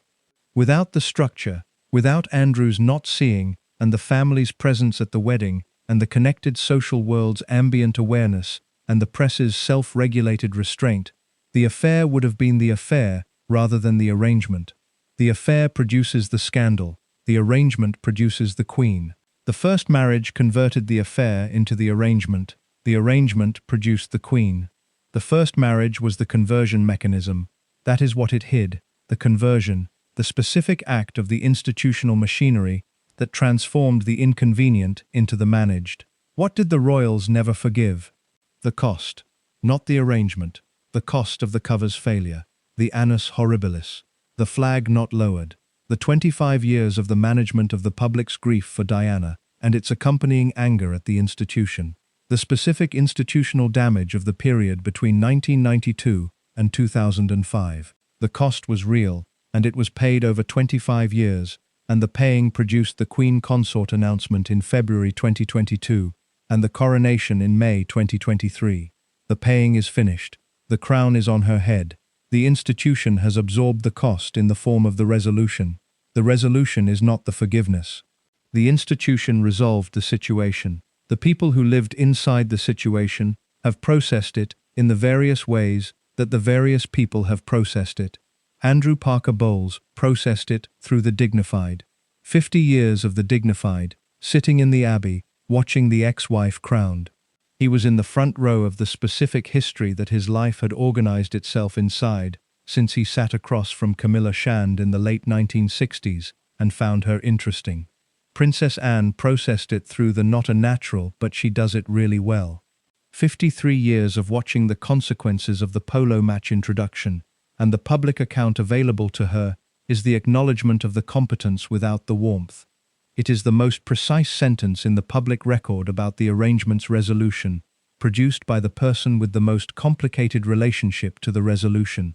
Tom Parker Bowles processed it through the roast chicken, the warmth and the food, and the household pleasures, and the public account of the childhood that the childhood had genuinely contained, alongside the arrangement that the childhood had also contained. Both were real. He chose the roast chicken. The roast chicken is not the evasion. It is the specific truth that the childhood also contained. Harry processed it through spare. The account of the interior experience that the not saying had required to be the not account, and that Harry decided required the account instead. The account produced spare. Spare produced the ongoing conversation about what the arrangement had cost the people who had not agreed to it. Diana did not process it. Diana is still there, in the legacy, and the three of us, and the panorama interview, and the spare, and the specific permanent context in which the crown is received by the people who remember the arrangement. She is the cost that was never fully paid, because the cost of Diana cannot be paid in the form that the institutional resolution produces. The institution resolved the arrangement. The Diana cost remains. Charles processed it through the eventually. The 53 years of the attachment, and the managed emergence, and the waiting, and the not yet, and the 25 years of the Queen's calculation, and the April 9, 2005 civil ceremony at Windsor Guildhall, and the blessing at St. George's Chapel, and the February 2022 Queen Consort announcement, and the 6th of May 2023 coronation. The eventually was the crown on the head of the person he had been in love with since 1970. The eventually was everything. For Charles, the eventually was worth everything it had cost. Whether everything it had cost was worth the eventually is the question that the 11 people whose lives the arrangement organized have answered in different ways, and that the honest accounting of the arrangement cannot answer on their behalf, because the answer is the answer that each of the lives the arrangement organized has produced in the form of the lived experience, rather than the theoretical assessment. Camilla processed it through the crown. The crown is the arrangement's final word on Camilla's specific contribution to the arrangement's 53-year course. She had been in love with Andrew Parker Bowles since 1966. She had used Charles to make Andrew jealous. She had married Andrew and conducted the arrangement alongside the marriage for 22 years. She had been the Rottweiler and the That Wicked Woman, and the Three of Us, and the Managed Emergence. She had also been the person Charles had been in love with since 1970. The genuine, sustained, 53-year attachment of the person who was going to be king. The attachment had produced the arrangement. The arrangement had produced the cover. The cover had failed. The attachment had survived the failure. The survival had produced the Queen. The Queen was crowned on the 6th of May 2023 at Westminster Abbey. Andrew Parker Bowles was in the room. Princess Anne was in the room. Tom Parker Bowles was in the room. Laura Lopes was in the room. Gus Lopes, 9 years old, carried the train. The polo match was in 1970. The coronation was in 2023. Between the two was the arrangement. The arrangement is the history. The history produced the Queen. The Queen is on the throne. Camilla's first marriage hid the arrangement for 22 years. The royals never fully forgave the cost of the cover's failure. The cover's failure produced 25 years of the management. The management produced the Queen Consort. The Queen Consort became the Queen. The arrangement won. The not saying won. The cover failed, and the arrangement won anyway. That is the last word on the arrangement that the polo match produced, and the first marriage covered, and the cover's failure exposed, and the managed emergence navigated, and the Queen's calculation resolved, and the coronation crowned. The crown is the last word. It has been on her head since May 2023.